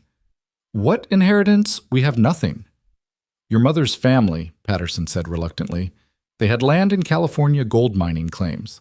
When they died last winter, it all passed to your mother, and through her to you. But only if you're respectable, married properly, living as a Christian woman should. The truth hit Sarah like cold water. They didn't want her. They wanted what she might be worth. How much? She asked. Enough, her father said greedily. Enough to make us all rich if you stop this foolishness and come home. Sarah started laughing. She laughed until tears ran down her cheeks, until she had to hold her belly, until Joseph put a concerned hand on her back. You think I care about money? You think I would trade this? She gestured to the valley. The people her husband, for gold, I never knew existed.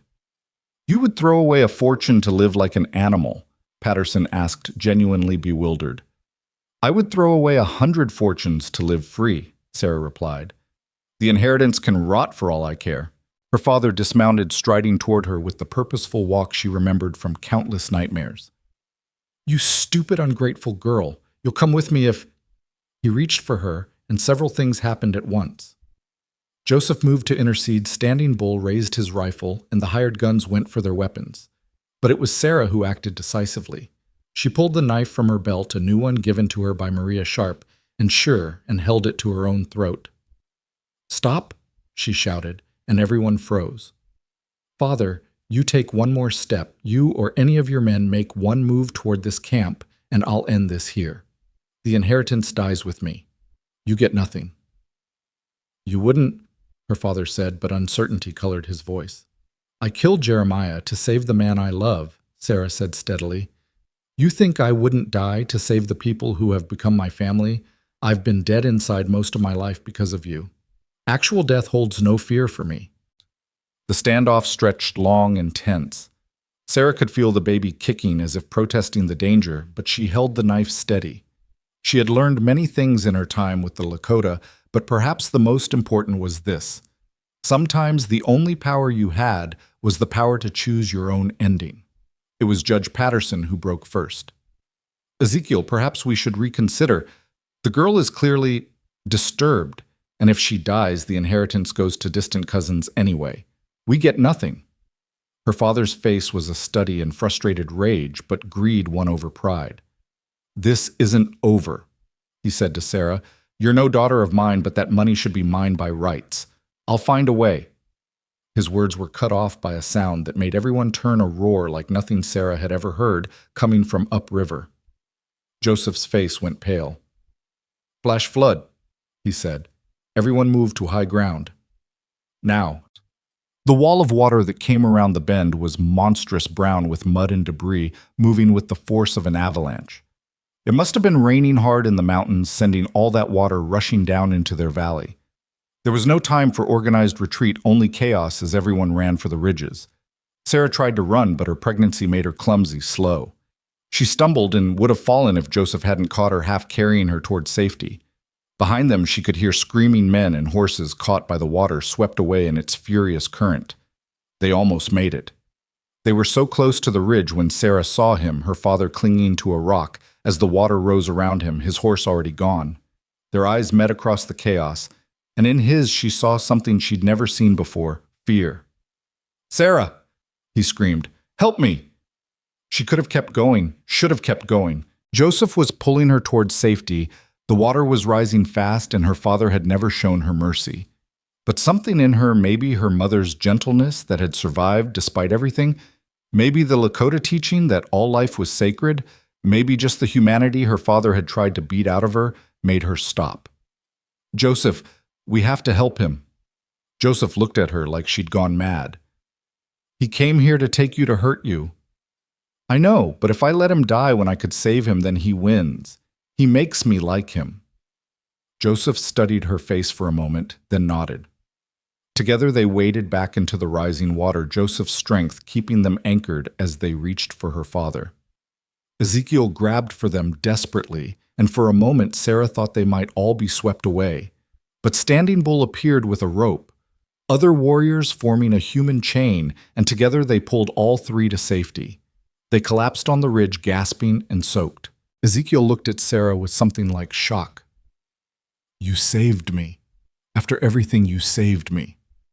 Yes, Sarah said simply, because that's who I choose to be.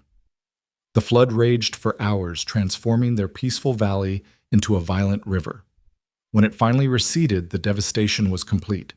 Their camp was gone, washed away along with most of their supplies. Of the men who had come with her father, only 8 survived Patterson, among them all looking shocked and defeated.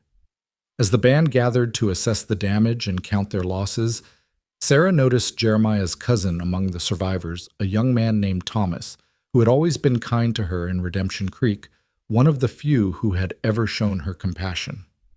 Thomas, she said, approaching him carefully, you came with them. He looked ashamed. Your father paid well and times are hard. I'm sorry, Sarah, I didn't know. I didn't understand what this was really about. And now, Thomas looked around at the Lakota people working together to salvage what they could, sharing what little they had saved, caring for the injured, regardless of whether they were Indian or white. Now I think maybe you found something better than what you left. It was Standing Bull who made the decision that would change everything. We cannot stay here, he announced. The valley is ruined, and these men know where we are. More will come. Where will we go? Maria asked, voicing what everyone was thinking. North, Standing Bull said. To Canada, maybe. Or to join Sitting Bull if we can find him. But we cannot stay here. Judge Patterson spoke up, surprising everyone. If you let us go, I'll make sure no one follows. I'll report that Sarah Wittman died in the flood. The inheritance will go to the cousins, your father will have no reason to pursue you, and the government will stop looking for a white woman who no longer exists. Sarah studied his face. Why would you do that? Patterson looked uncomfortable. Because I saw you save your father when you had every reason to let him drown. Because I've seen how these people treat you versus how we treated you. Because maybe I've been wrong about some things. Her father said nothing, just stared at Sarah with those cold eyes that had haunted her childhood. But something was different now. The power was gone from his gaze. He was just an old man, wet and defeated, stripped of the authority that had made him terrifying. You're dead to me, he said finally. My daughter is dead. Your daughter died a long time ago, Sarah replied. The moment you raised your fist to her the first time. But Wiaka Win lives, and she is free. The white men left the next morning, those who could still ride, doubling up on the surviving horses. Sarah watched them go from a ridge, Joseph beside her, his hand protective on her belly. Her father never looked back, and Sarah felt something release in her chest. Not forgiveness, never that, but freedom from the weight of his hatred. Do you trust them? Joseph asked. To keep their word. Patterson, maybe. My father never. But it doesn't matter now. Sarah Wittman is dead. Let her rest. The band packed what little they had salvaged and began the long journey north. It was harder now with so much lost, with Sarah, so heavily pregnant, with the constant fear of pursuit. But there was also a strange lightness to it, as if surviving the flood had washed away more than just their possessions. It had washed away the last chains binding Sarah to her old life. They traveled slowly, carefully, following ancient paths that white men didn't know existed. Along the way, they met other bands, other refugees from the increasing pressure of westward expansion. Some joined them, swelling their numbers. Others shared what news they had. Sitting Bull was indeed in Canada. The agencies were worse than expected, and the buffalo were almost gone. It was during a rest at a place called Eagle Rock that Sarah's pains began. They were still weeks from anywhere safe, but babies keep their own time, and this one had decided that now was the moment to enter the world. The labor was long and difficult. Sarah had helped with births before, but being the one in labor was entirely different. The pain came in waves that threatened to drown her, each one worse than the last. Maria and the other women surrounded her with their strength, their songs, their ancient knowledge of bringing life into the world. I can't, Sarah gasped at one point, exhausted and overwhelmed. You can, Maria said firmly. You are Wiaka Win. You flew from a cage, you survived the prairie, you chose love over fear. This is just one more flight. Joseph stayed with her against tradition, but with Maria's permission holding her hand, his presence an anchor in the storm of pain. You are the strongest person I know, he whispered. Our child is lucky to have you as a mother. The baby came with the dawn, screaming their arrival into a complicated world. A daughter perfect and fierce with her father's dark hair and her mother's blue eyes, a bridge between worlds just as Sarah had imagined. What will you name her? Maria asked, cleaning the baby and placing her in Sarah's exhausted arms. Sarah looked at Joseph, and they both knew. Hope, Sarah said. Hope Running Elk, because that's what she is. Hope that there's a future where both her peoples can live in peace. The band celebrated the birth, quietly aware that even joy had to be careful in their fugitive state. But for that day at least, they allowed themselves to believe in the future that hope represented. Recovery from childbirth while traveling was its own challenge. Sarah rode when she could walk, when she couldn't ride, and nursed Hope through it all.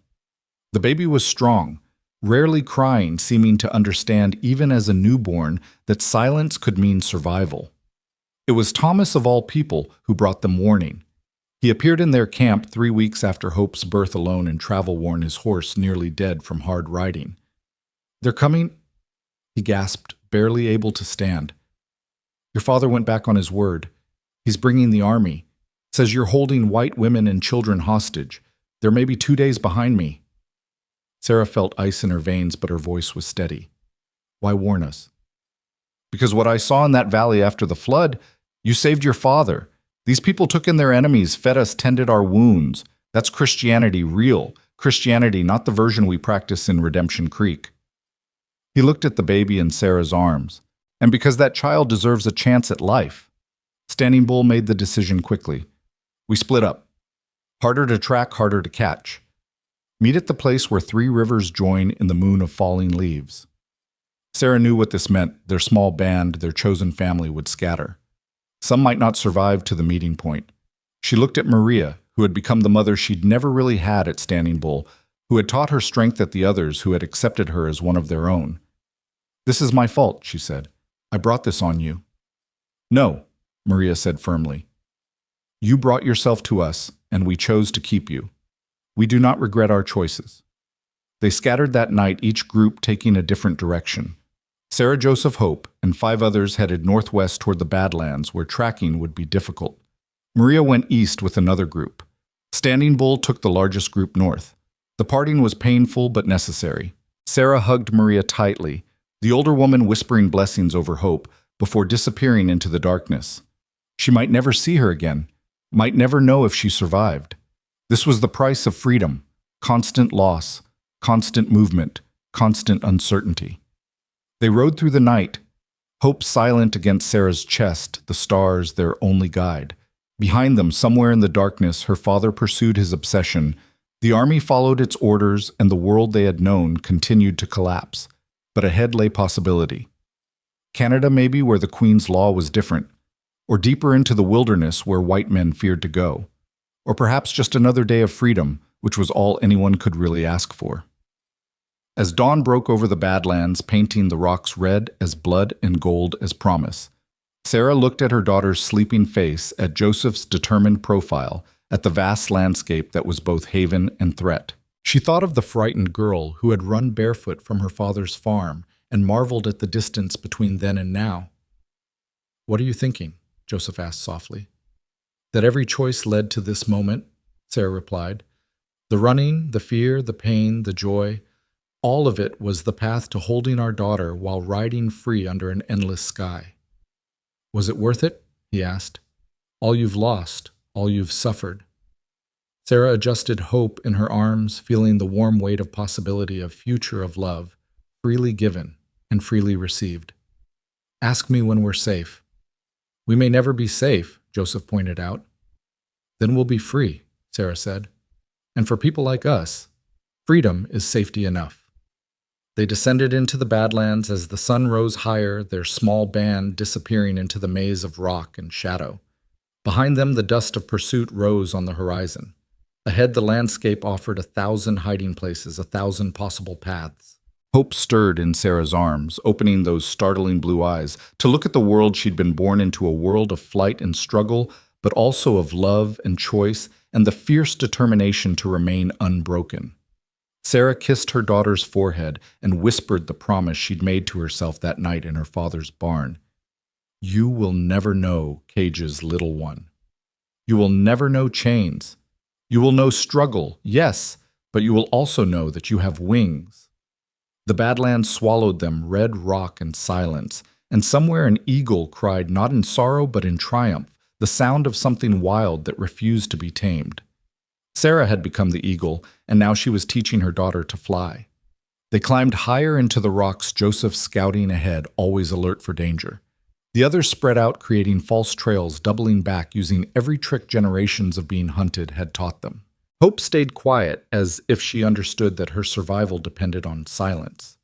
By midday, they had found a defensible position, a box canyon with only one entrance water seeping from the rocks, enough shelter to rest. They would stay here until nightfall, then move again. This would be their pattern for who knew how long, hide by day. Move by night, always one step ahead of those who would cage them.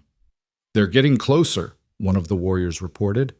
I saw dust maybe 10 miles back. Sarah felt her heart race, but her hands remained steady as she nursed hope. This was the life she had chosen, the price of refusing to submit. Every day of freedom had to be fought for, earned, defended. We could stand and fight, Joseph suggested, though his tone suggested he knew the futility of it. 5 warriors against the army. Standing Bull's nephew, who had stayed with their group, shook his head. That's not battle, that's suicide. Then we keep running, Sarah said. We run until we can't, and then we find another way. There's always another way. As the sun reached its peak, baking the Badlands into an oven, they heard it horses, many of them echoing through the canyons. Her father had found their general direction, if not their exact location. It was only a matter of time. Sarah looked at Joseph, at their daughter, at the people who had chosen to risk everything for their freedom. She thought of all the choices that had led to this moment, all the times she could have chosen safety over liberty, silence over truth, submission over resistance. I regret nothing, she said aloud to Joseph, to herself, to the universe that had tested her in every possible way. Joseph smiled that rare, full smile that transformed his face. Nor do I Wiaka win, nor do I. They prepared to move again deeper into the Badlands, higher into the rocks where horses couldn't follow. Hope made a small sound, not quite a cry, and Sarah soothed her with a Lakota lullaby. Maria had taught her a song about eagles and freedom and the strength found in flight. The afternoon sun cast long shadows through the canyon, and in those shadows Sarah saw their future always running, perhaps always fighting, certainly, but always free. She had learned that freedom wasn't a destination, but a choice made again and again, every day, every moment. As they climbed higher, leaving false trails and doubling back, Sarah heard the soldiers enter the canyon below. Her father's voice echoed off the rocks, demanding threatening, promising rewards for her capture. But his voice had lost its power over her.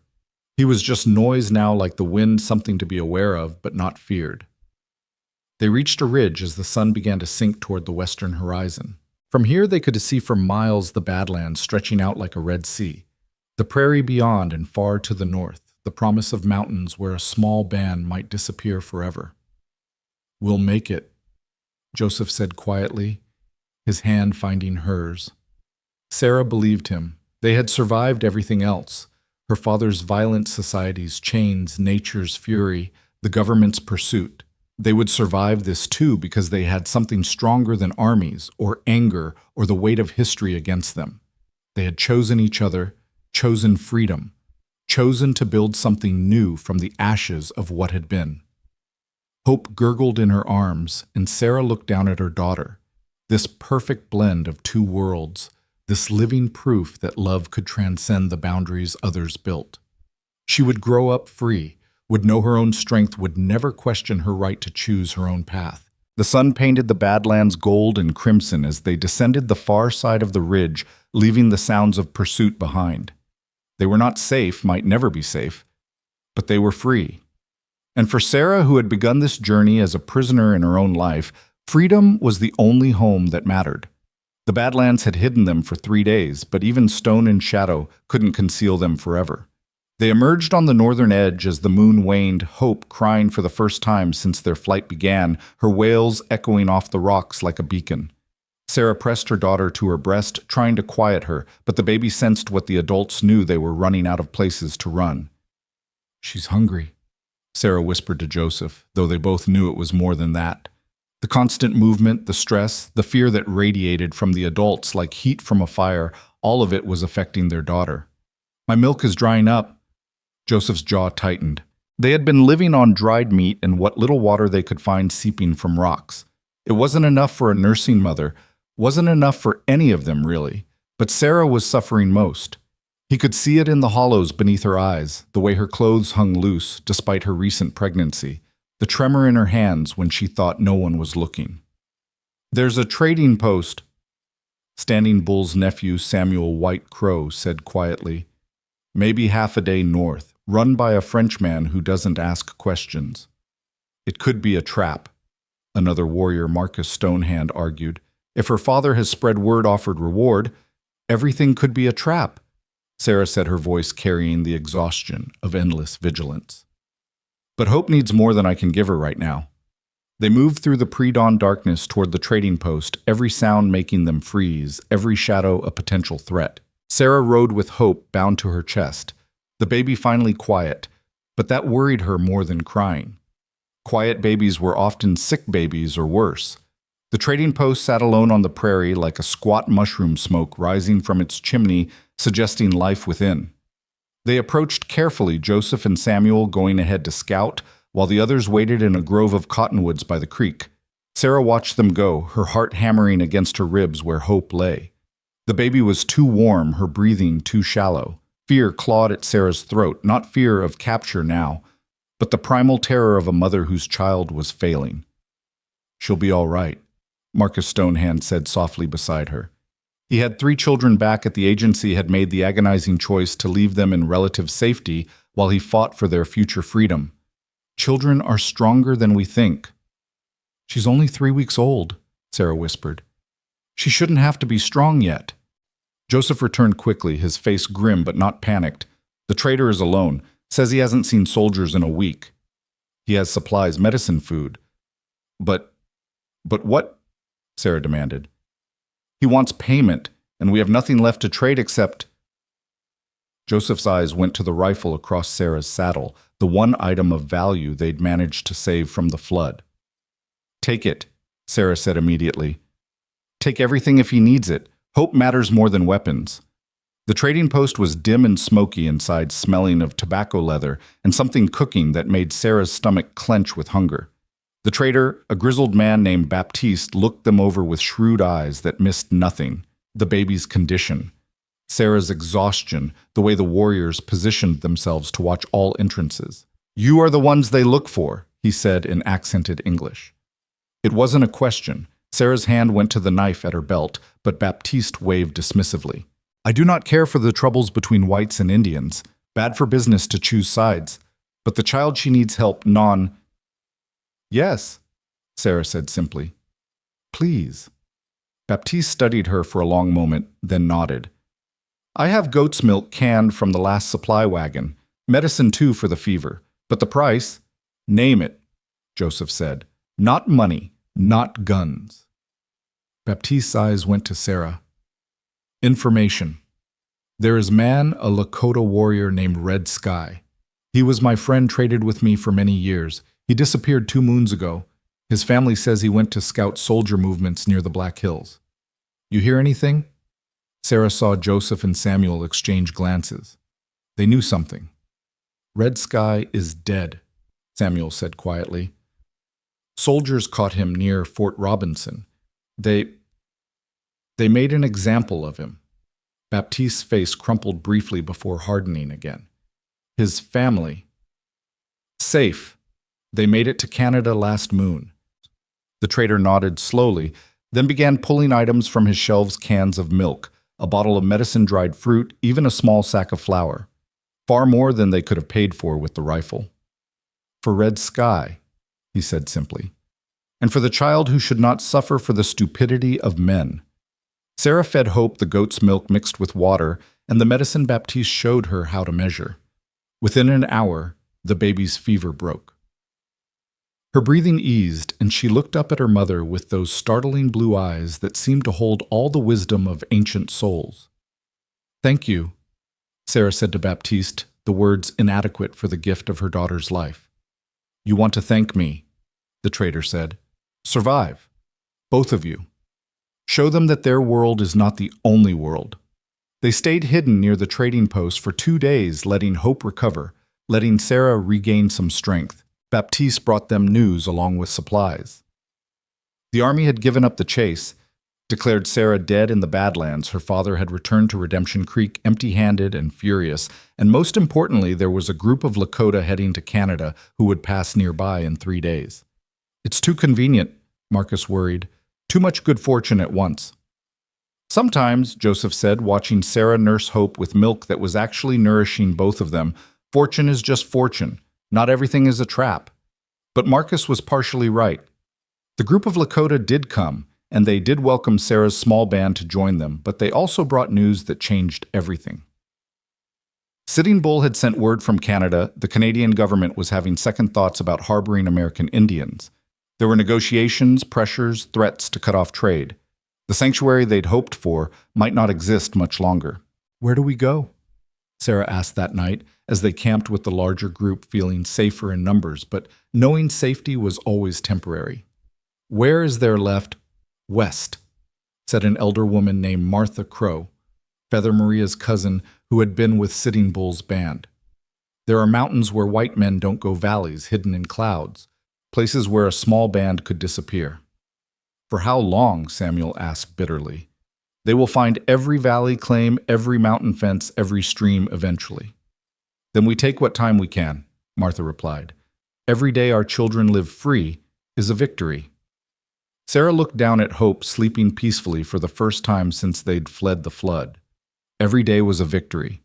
She'd learned that truth in her father's house, where some days victory was simply surviving until tomorrow. Now victory meant something more. It meant Hope would know the taste of freedom, even if only for a while. The larger group moved northwest, following old trails that skirted settlements and army patrols. Sarah found comfort in their numbers and the way the women immediately absorbed her into their daily rhythms, sharing the work of child-rearing, teaching her songs and stories to pass on to Hope. It was during this time that Sarah truly understood what she'd only glimpsed before, the depth of loss these people carried. Every elder had stories of when the buffalo covered the plains, when they could travel freely from summer to winter grounds, when their children didn't have to fear schools that would steal their language and souls. Every adult remembered relatives killed, land taken, promises broken. Every child grew up knowing they were hunted. "How do you bear it?" Sarah asked Martha one evening as they watched the children play despite everything. "How do you keep going when so much has been lost?" "Because stopping means they win," Martha said simply.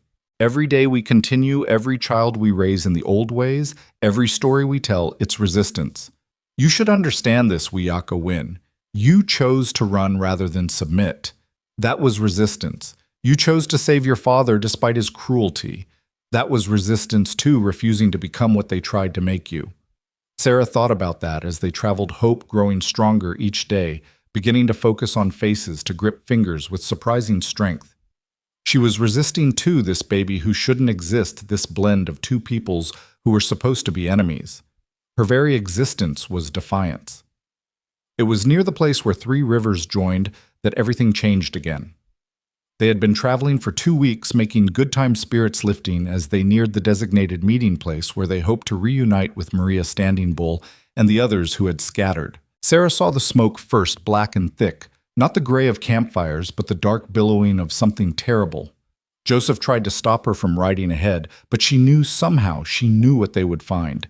The meeting place was destroyed. Not just raided, but obliterated. Bodies lay scattered among burned teepees, and Sarah recognized too many faces, people who had shared their food during the hungry winter, who had celebrated Hope's birth, who had chosen freedom over safety. Maria lay near the center of what had been the camp, her body covering 2 children she'd tried to protect. Sarah dropped from her horse, Hope clutched to her chest, and fell to her knees beside the woman who had given her a new name, a new life, a new understanding of what mother could mean. "No," she whispered. Then louder, "No!" Her scream sent birds fleeing from nearby trees. made Hope cry, brought Joseph running. Standing Bull was there too, still breathing, but barely. Joseph and Samuel carried him to shade, tried to make him comfortable, but the wounds were too many, too deep. They knew, he gasped. Someone told them where we would meet. Sarah's mind raced. Who knew? Only those who had scattered that night, only their own people, only.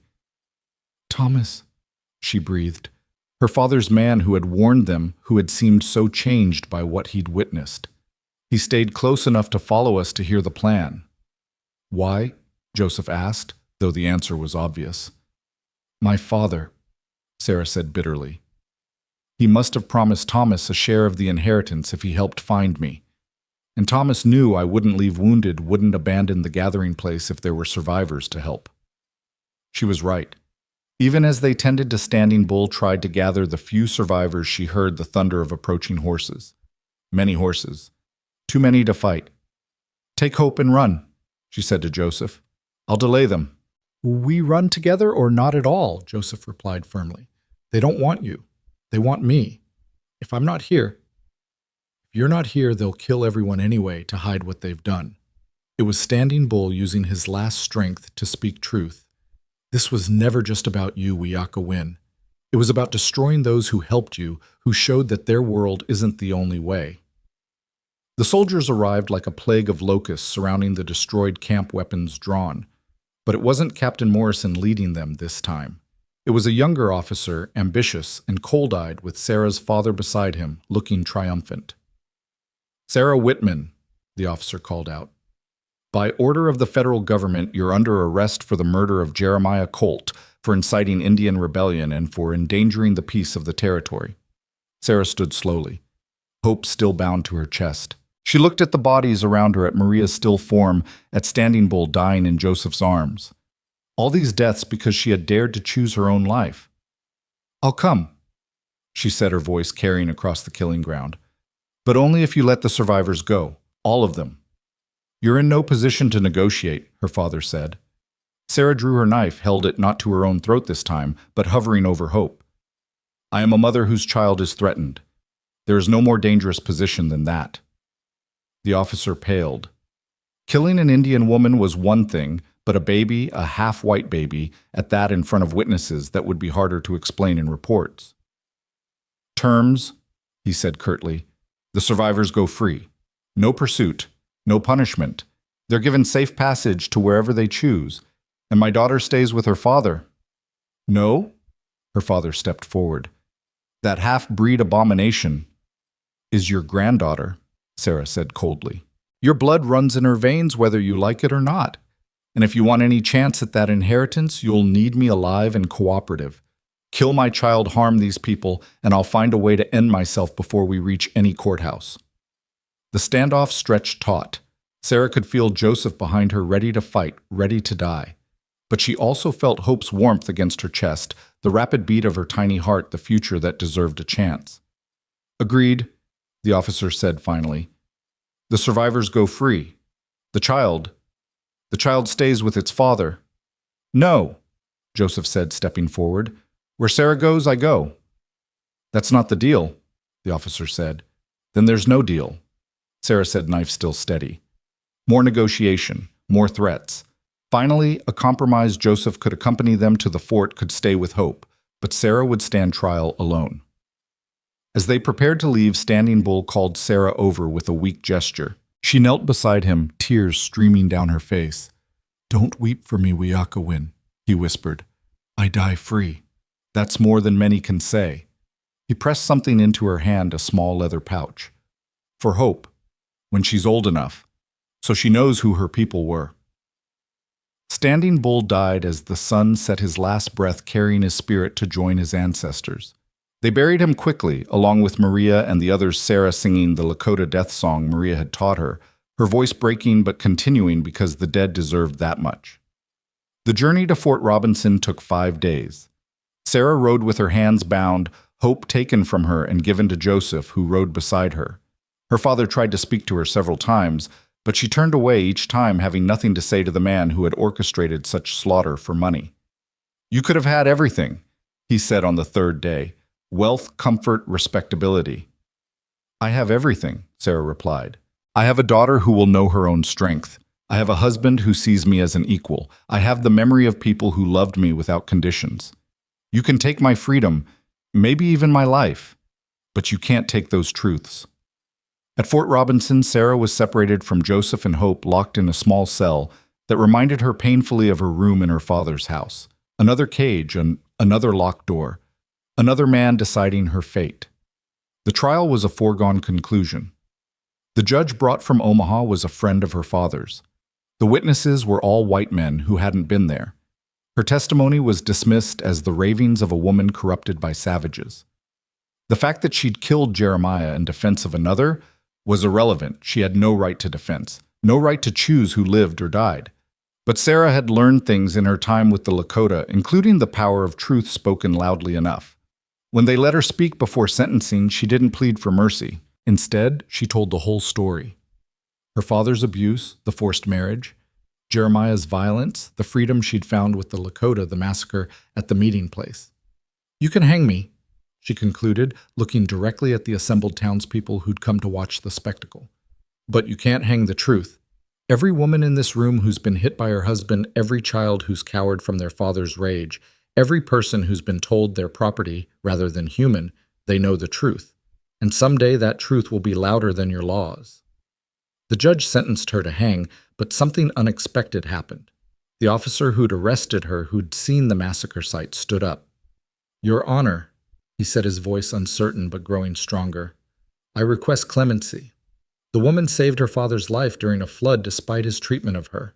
She surrendered to save others. And what we did at that camp, that wasn't justice.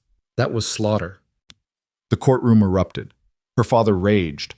The judge pounded his gavel, but the seed of doubt was planted.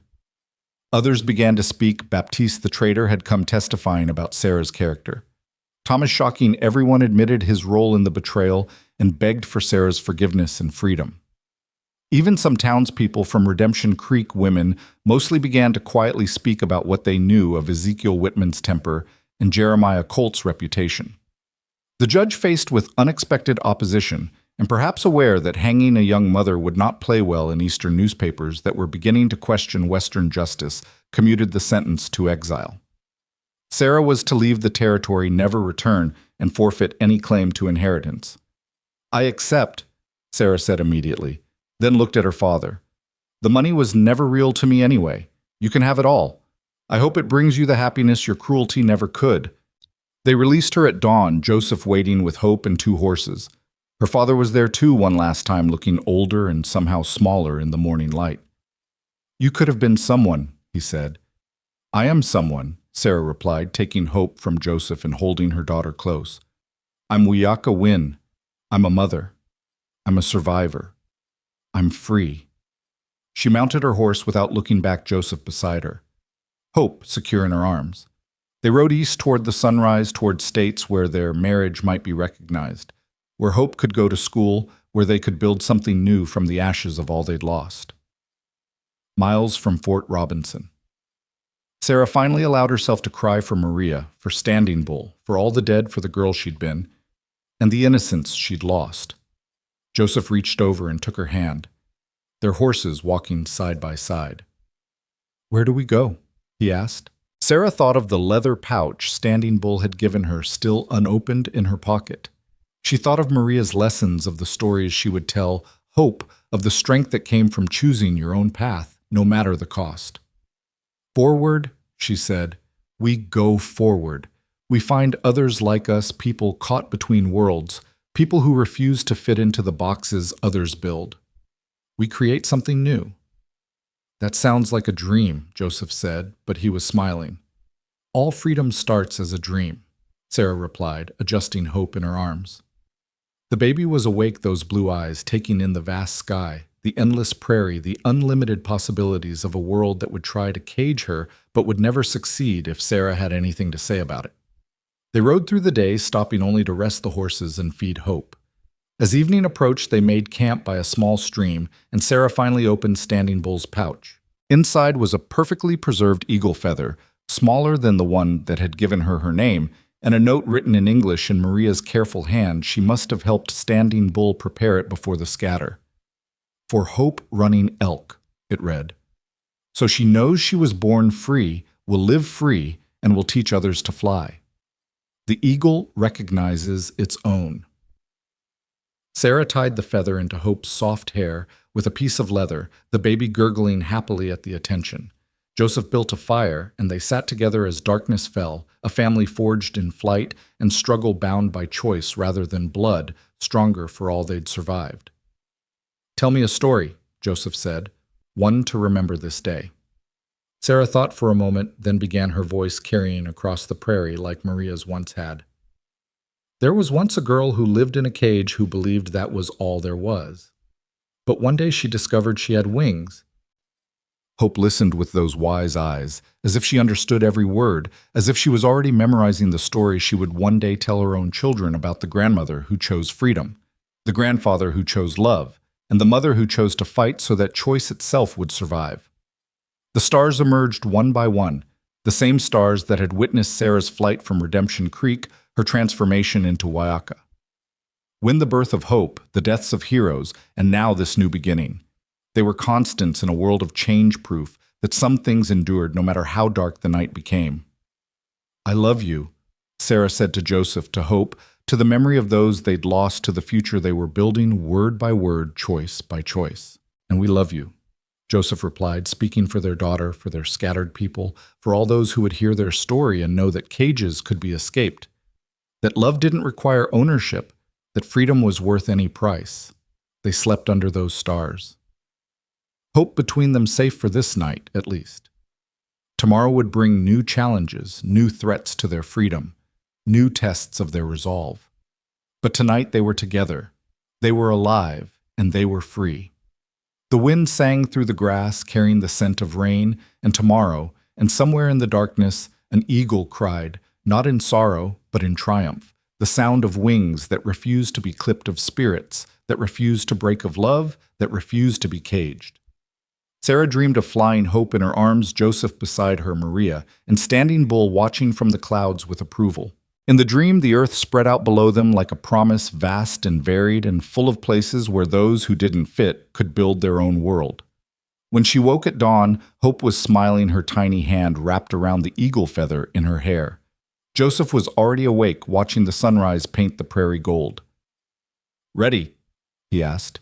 "Ready," Sarah confirmed, knowing he meant ready for whatever came next, ready to fight for Hope's future, ready to honor the dead by living fully.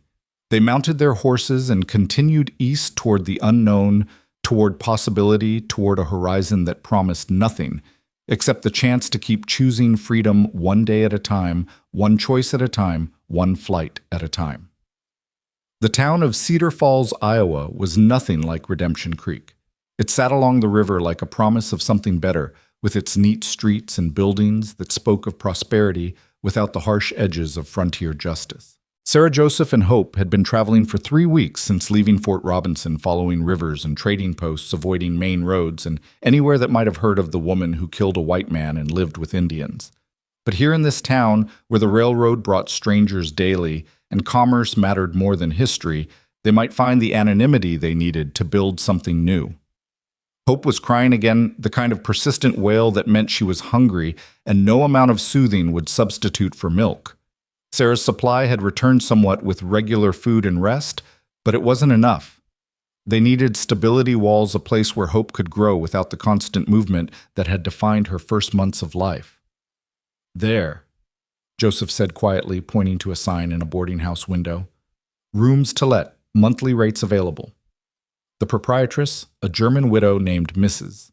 Hoffman, looked them over with sharp eyes that missed nothing. Joseph's obvious Indian heritage, Sarah's weathered hands and sun-darkened skin, the baby who looked like both and neither of her parents. But she also saw the wedding ring Joseph had traded for at the last post, the way they held themselves with quiet dignity, and most importantly, the silver coins Joseph placed on her desk, payment from pelts he'd trapped and sold along their journey. "I run a respectable establishment," Mrs. Hoffman said carefully. "No drinking, no fighting, no visitors after 9 o'clock. "We want only peace," Sarah replied. "A safe place for our daughter to grow." Mrs. Hoffman studied Hope, who had stopped crying and was staring at the older woman with those startling blue eyes. Something in the landlady's expression softened. "I had a daughter once," she said quietly. "The fever took her before her first birthday." She cleared her throat, all business again. "Third floor, end of the hall. Breakfast is at 7, dinner at 6. You'll keep to yourselves and cause no trouble." "Yes, ma'am," Sarah said, understanding the unspoken terms they would be tolerated as long as they remained invisible. The room was small but clean, with a window that looked out over the river and let in morning light. Sarah stood there holding Hope, watching boats move along the water, and felt something she hadn't experienced in so long she'd almost forgotten its name: safety. Not complete, not permanent, but enough to take a full breath without looking over her shoulder. Joseph found work at the lumber mill within days, his strength and willingness to take the most dangerous jobs, making him valuable enough that the foreman overlooked his heritage. Sarah took in washing and mending skills she'd learned in her father's house, transformed into honest wages. They were Mr. and Mrs. Running Elk to those who asked, though most didn't, preferring to pretend the Indian and his white wife didn't exist as long as they caused no problems. It was there in that small room above the river that Hope learned to laugh.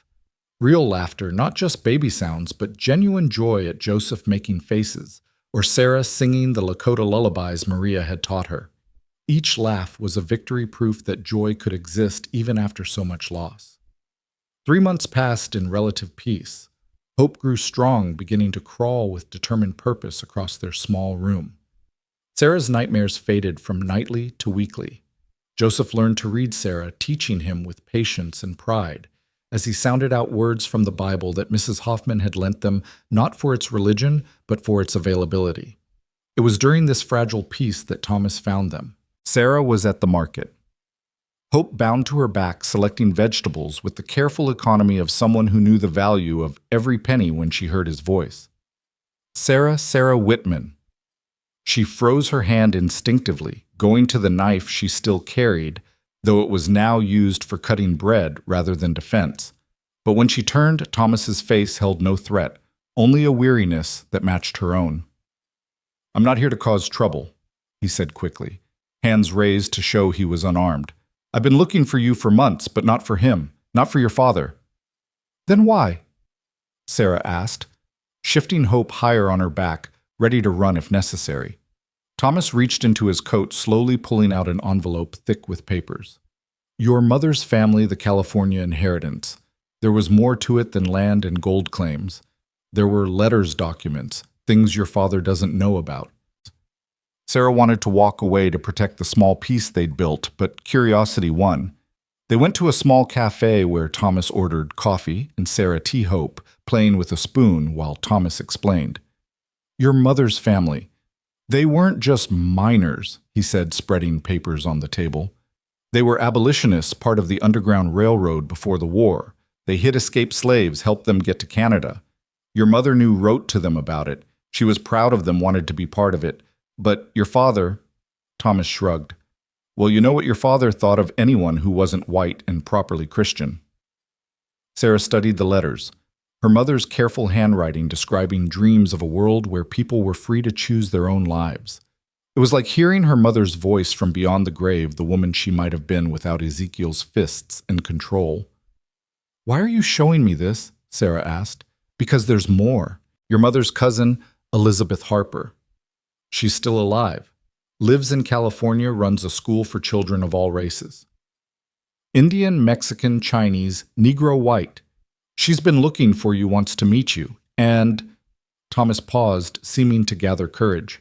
"She wants to offer you a position, teaching at the school. You and your husband both." Sarah felt the world tilt. A chance at legitimate work, a real home, a place where Hope could grow up, seeing all kinds of people living and learning together. It seemed too good to be true, which in her experience meant it probably was. "What's the price?" she asked bluntly. "There's always a price." Thomas had the grace to look ashamed. "I need your forgiveness. In writing. For my part in what happened at the meeting place. I can't sleep, Sarah. I see their faces. Maria standing bull the children. I helped cause that for money I didn't even take in the end." Sarah looked at him. Really looked at him. He'd lost weight. His eyes were hollowed with sleeplessness, and his hand shook slightly as he lifted his coffee cup. The guilt was eating him alive, and part of her, the part that had learned cruelty from her father, wanted to let it.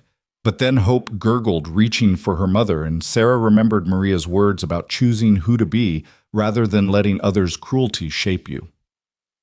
"I'll write your letter," she said finally. "Not because you deserve forgiveness, but because carrying hatred is too heavy when I have a child to carry instead. But know this, Thomas, their blood is still on your hands. My forgiveness won't wash that away. Only you can do that through how you live the rest of your life." Thomas nodded, tears streaming down his face.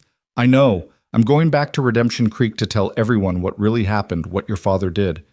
It won't bring them back, but maybe it will prevent the next massacre." That evening, Sarah told Joseph about the offer. He listened quietly, then asked the crucial question. "Do you trust it?" "I don't know," Sarah admitted. "But winter's coming, and the mill is already talking about laying off workers. We have enough saved for the journey, if we're careful. And Hope—" She looked at their daughter, who was pulling herself up on the furniture so close to walking. "Hope deserves to grow up somewhere that won't hate her for being both and neither." They decided to write to Elizabeth Harper first, to test the truth of Thomas's claims. The letter Sarah composed was careful, revealing little but expressing interest. The response came faster than expected, carried by telegram to the nearest office, and then hand-delivered by a breathless boy who'd never seen an Indian up close before. "My dearest niece," it read, "your mother spoke of you in every letter. Please come. The school needs teachers who understand that freedom is not given, but taken, not granted, but earned. Your daughter will be welcome here, as will your husband. We are building something new. Come help us build it. All love, Aunt Elizabeth." The decision to leave Cedar Falls wasn't easy. They had found a measure of peace there, a routine that felt almost like normal life. Mrs. Hoffman had even begun inviting them to take tea with her in the evenings, sharing stories of her own losses and the strength it took to continue. But peace without acceptance was just another kind of cage, prettier perhaps, but still confining. They left on a morning when frost painted the windows, and Hope took her first unassisted steps, stumbling from Sarah to Joseph, with a determination that brought tears to both their eyes. Mrs. Hoffman saw them off, pressing a small package into Sarah's hands. "For the little one," she said gruffly, "when she's older." Inside was a silver locket with a photograph of Mrs. Hoffman's own daughter, and on the back, engraved in tiny letters, "All children deserve to fly." The journey to California was its own odyssey. They took the train when they could afford it, wagons when they couldn't, and walked when necessary.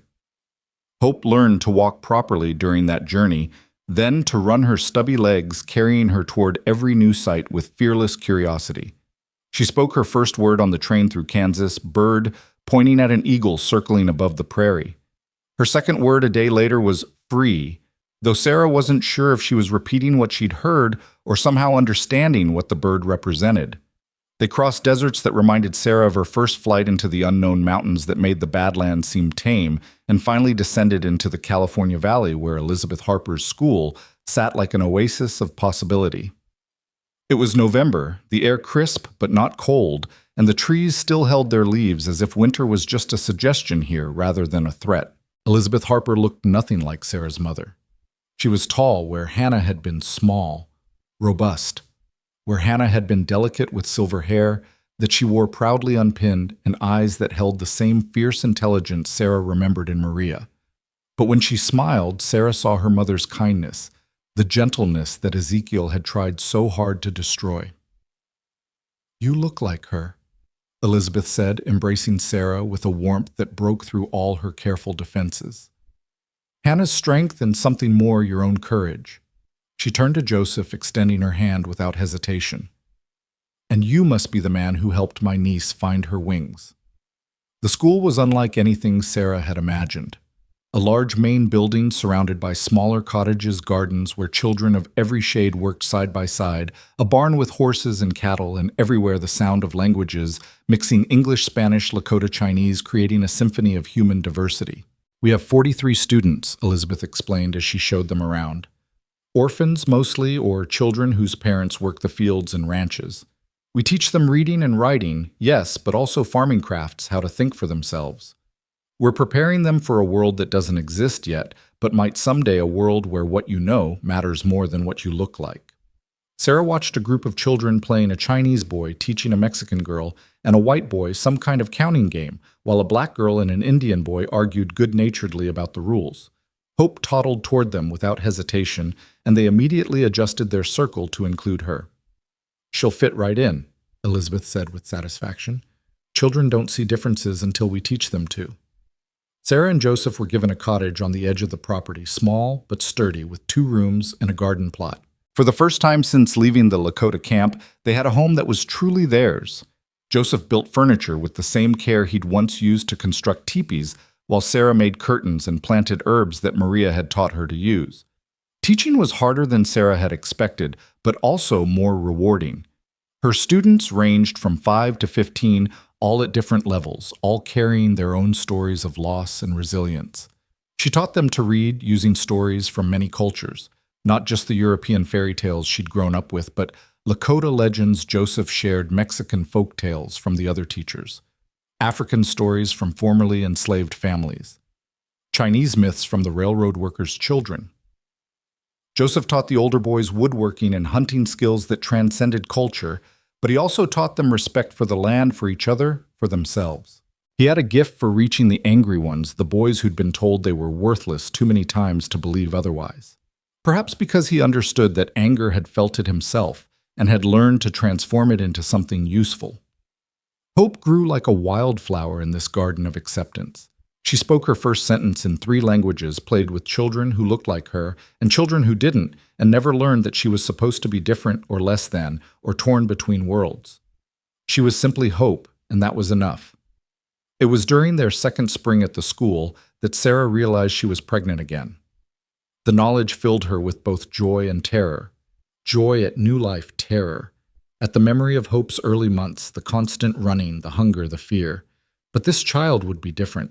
This child would be born into safety, into community, into a world that, while not perfect, at least had room for them.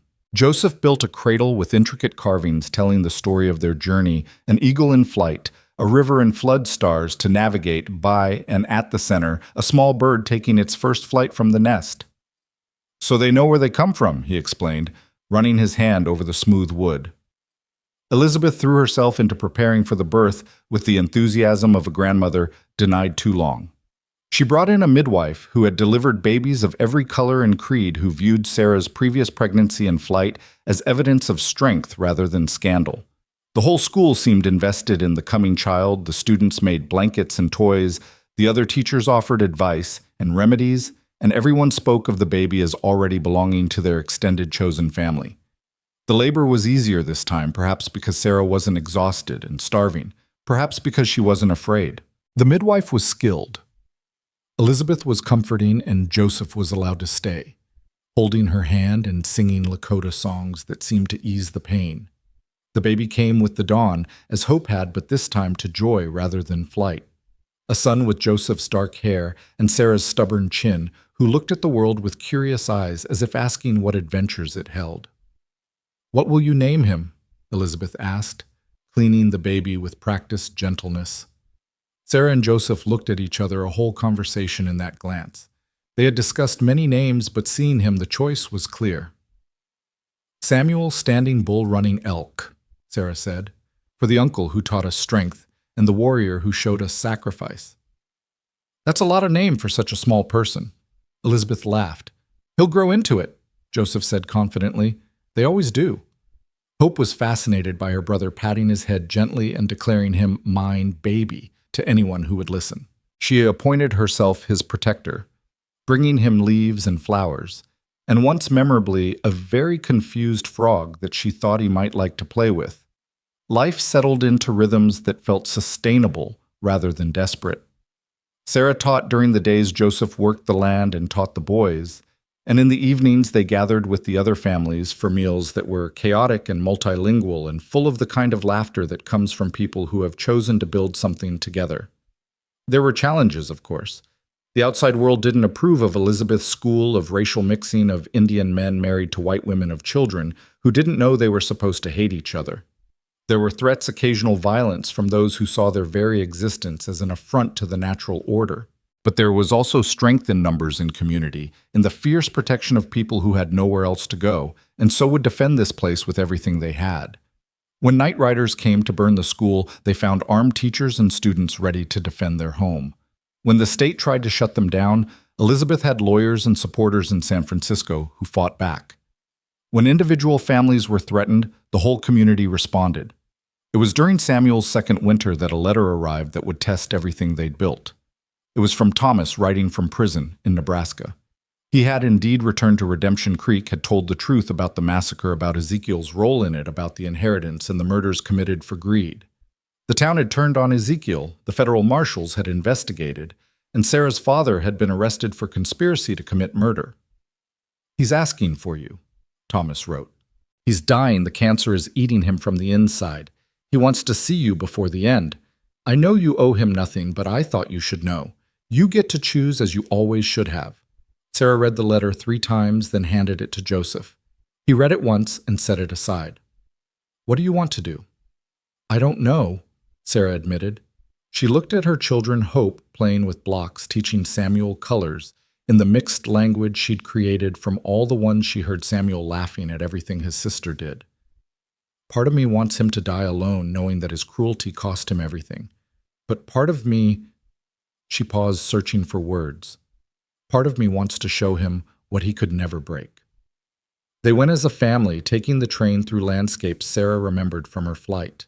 Hope pressed her nose to the window, exclaiming at everything, while Samuel slept in Joseph's arms. Sarah watched the prairie roll by and marveled at how different it looked from this side of freedom. The prison in Omaha was a gray stone monument to human failure. Sarah had to argue to bring the children in, but Elizabeth had given her letters of introduction, and eventually they were led to a small room where dying prisoners were allowed final visits. Ezekiel Wittman was a shadow of the man who had terrorized Sarah's childhood. The cancer had eaten him down to bones, and bitter spirit, his hair gone, his hands shaking with palsy.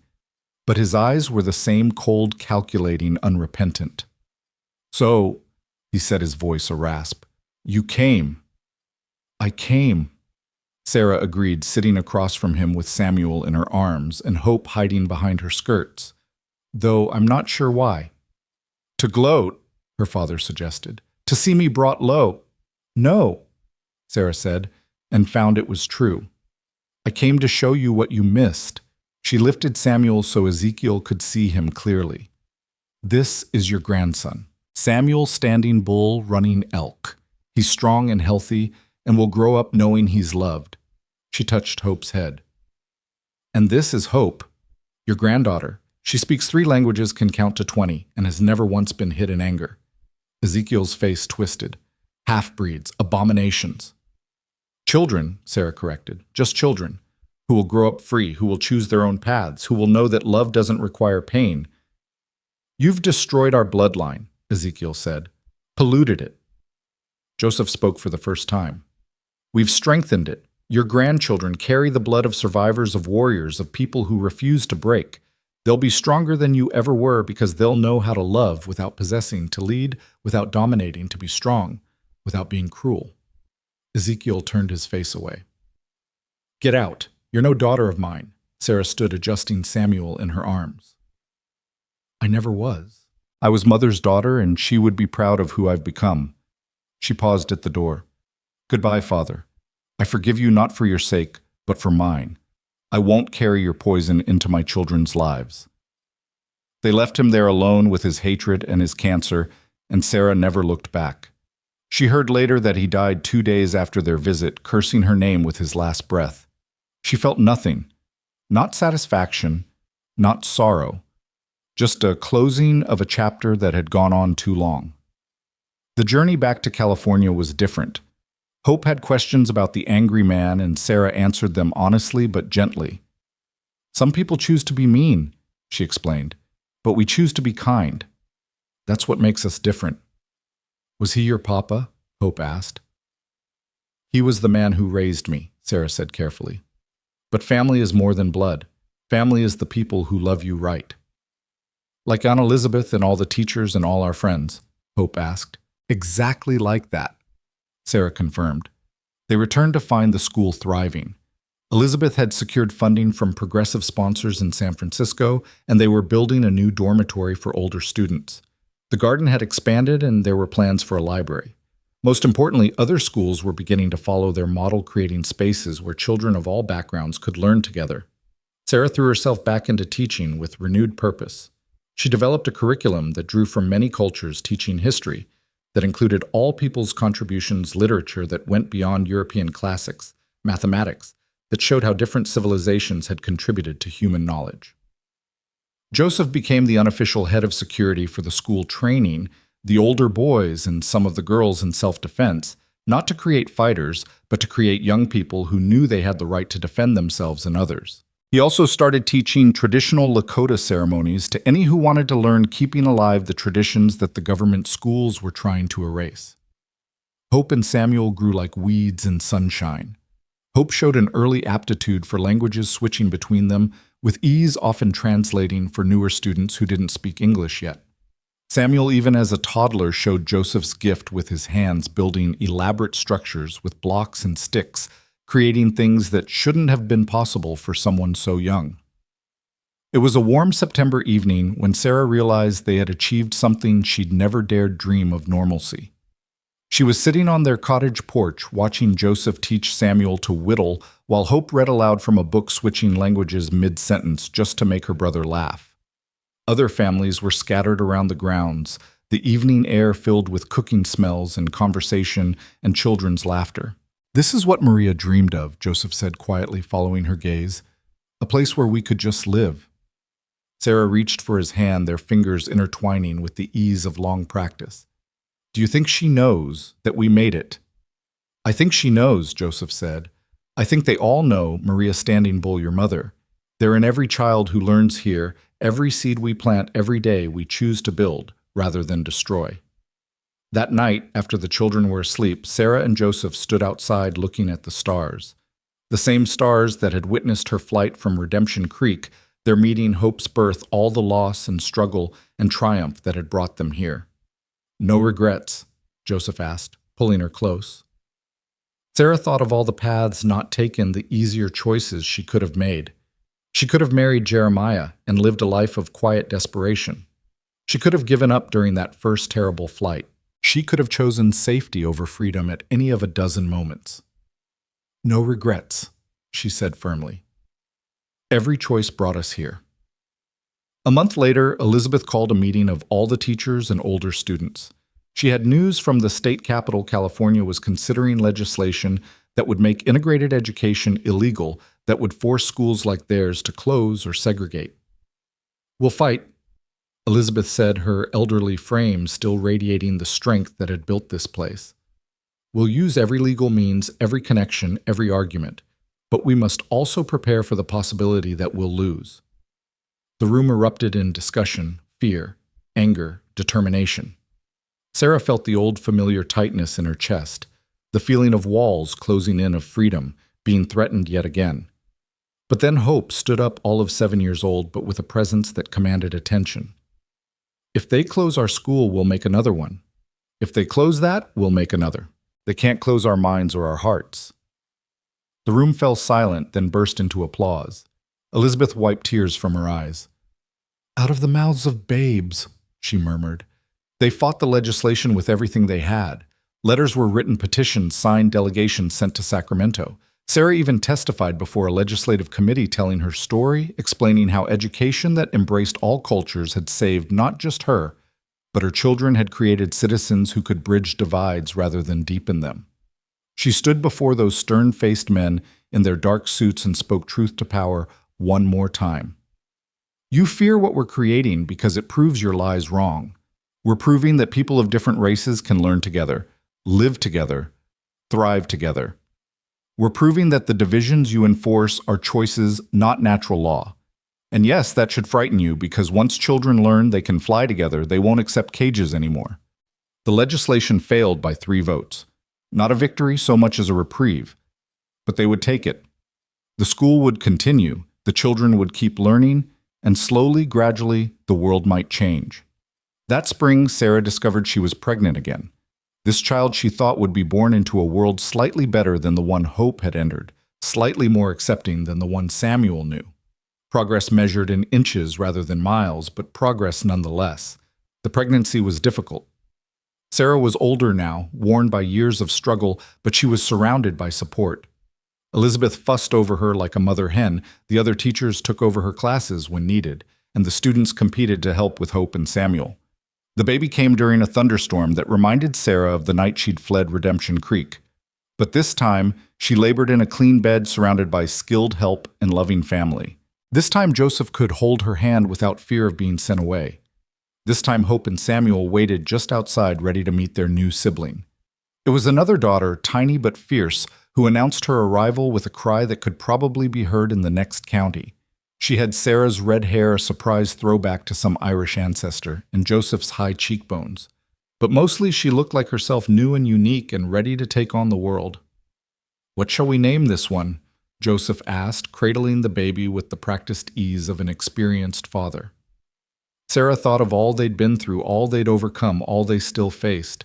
She thought of Maria's strength, her mother's hidden dreams. Elizabeth's fierce protection. She thought of the school full of children who were learning to soar despite the world's attempts to clip their wings. "Freedom," she said. "Freedom, Maria Running Elk." Elizabeth laughed. "That's certainly making a statement." "Good," Sarah said, taking the baby and looking into those unfocused newborn eyes. "Let the world know who she is from the start. Let them know she was born free and will live free." As if in agreement, Freedom stopped crying and settled into her mother's arms with a small sigh of contentment. Outside, the storm was passing and sunlight broke through the clouds, painting rainbows across the California sky. Hope and Samuel were led in to meet their sister, approaching with the careful excitement of children who'd been thoroughly briefed on how to behave around babies. "She's small," Samuel observed. "You were smaller," Hope informed him loftily. "But she'll grow. We'll teach her everything, how to read and ride and run and fight if she needs to. And how to fly," Sarah added softly, thinking of that eagle feather still carefully preserved, waiting for each child to be old enough to understand its significance. That evening, as Sarah rested with Freedom, Joseph brought in a letter that had arrived during the storm. It was from Thomas, writing from Colorado, where he had started a newspaper dedicated to telling the truth about the West's violence against Native peoples. "I wanted you to know," he wrote, "that your story has traveled farther than you might imagine. I've shared it with your permission from that forgiveness letter, and it's inspiring others. Women leaving abusive situations, Native peoples fighting for their rights, anyone who's been told they have to accept their cage. You probably don't want to hear from me, and I understand if you don't reply. But know that Maria and Standing Bull's sacrifice and your survival means something. The ripples spread wider than you can see." Sarah set the letter aside to think about later. For now, she had her family around her, Joseph reading to Hope, and Samuel Elizabeth knitting in the corner, Freedom sleeping in her arms. The cottage was warm with lamplight and love full of the kind of peace she'd once thought impossible. But even in this peace, Sarah knew the fight wasn't over. Would never be over, really. There would always be those who wanted to cage others, to define them, to limit them. There would always be battles to fight freedoms, to defend children, to teach that they had wings. She thought of that scared girl running barefoot through the Nebraska prairie, blood on her feet and terror in her heart. That girl could never have imagined this, a home, a true partner, children who would grow up free, a community that celebrated rather than feared difference. But that girl had run anyway, had chosen the unknown over the unbearable, had discovered she had wings even as she was using them. "What are you thinking about?" Joseph asked, settling beside her on the bed, careful not to disturb Freedom.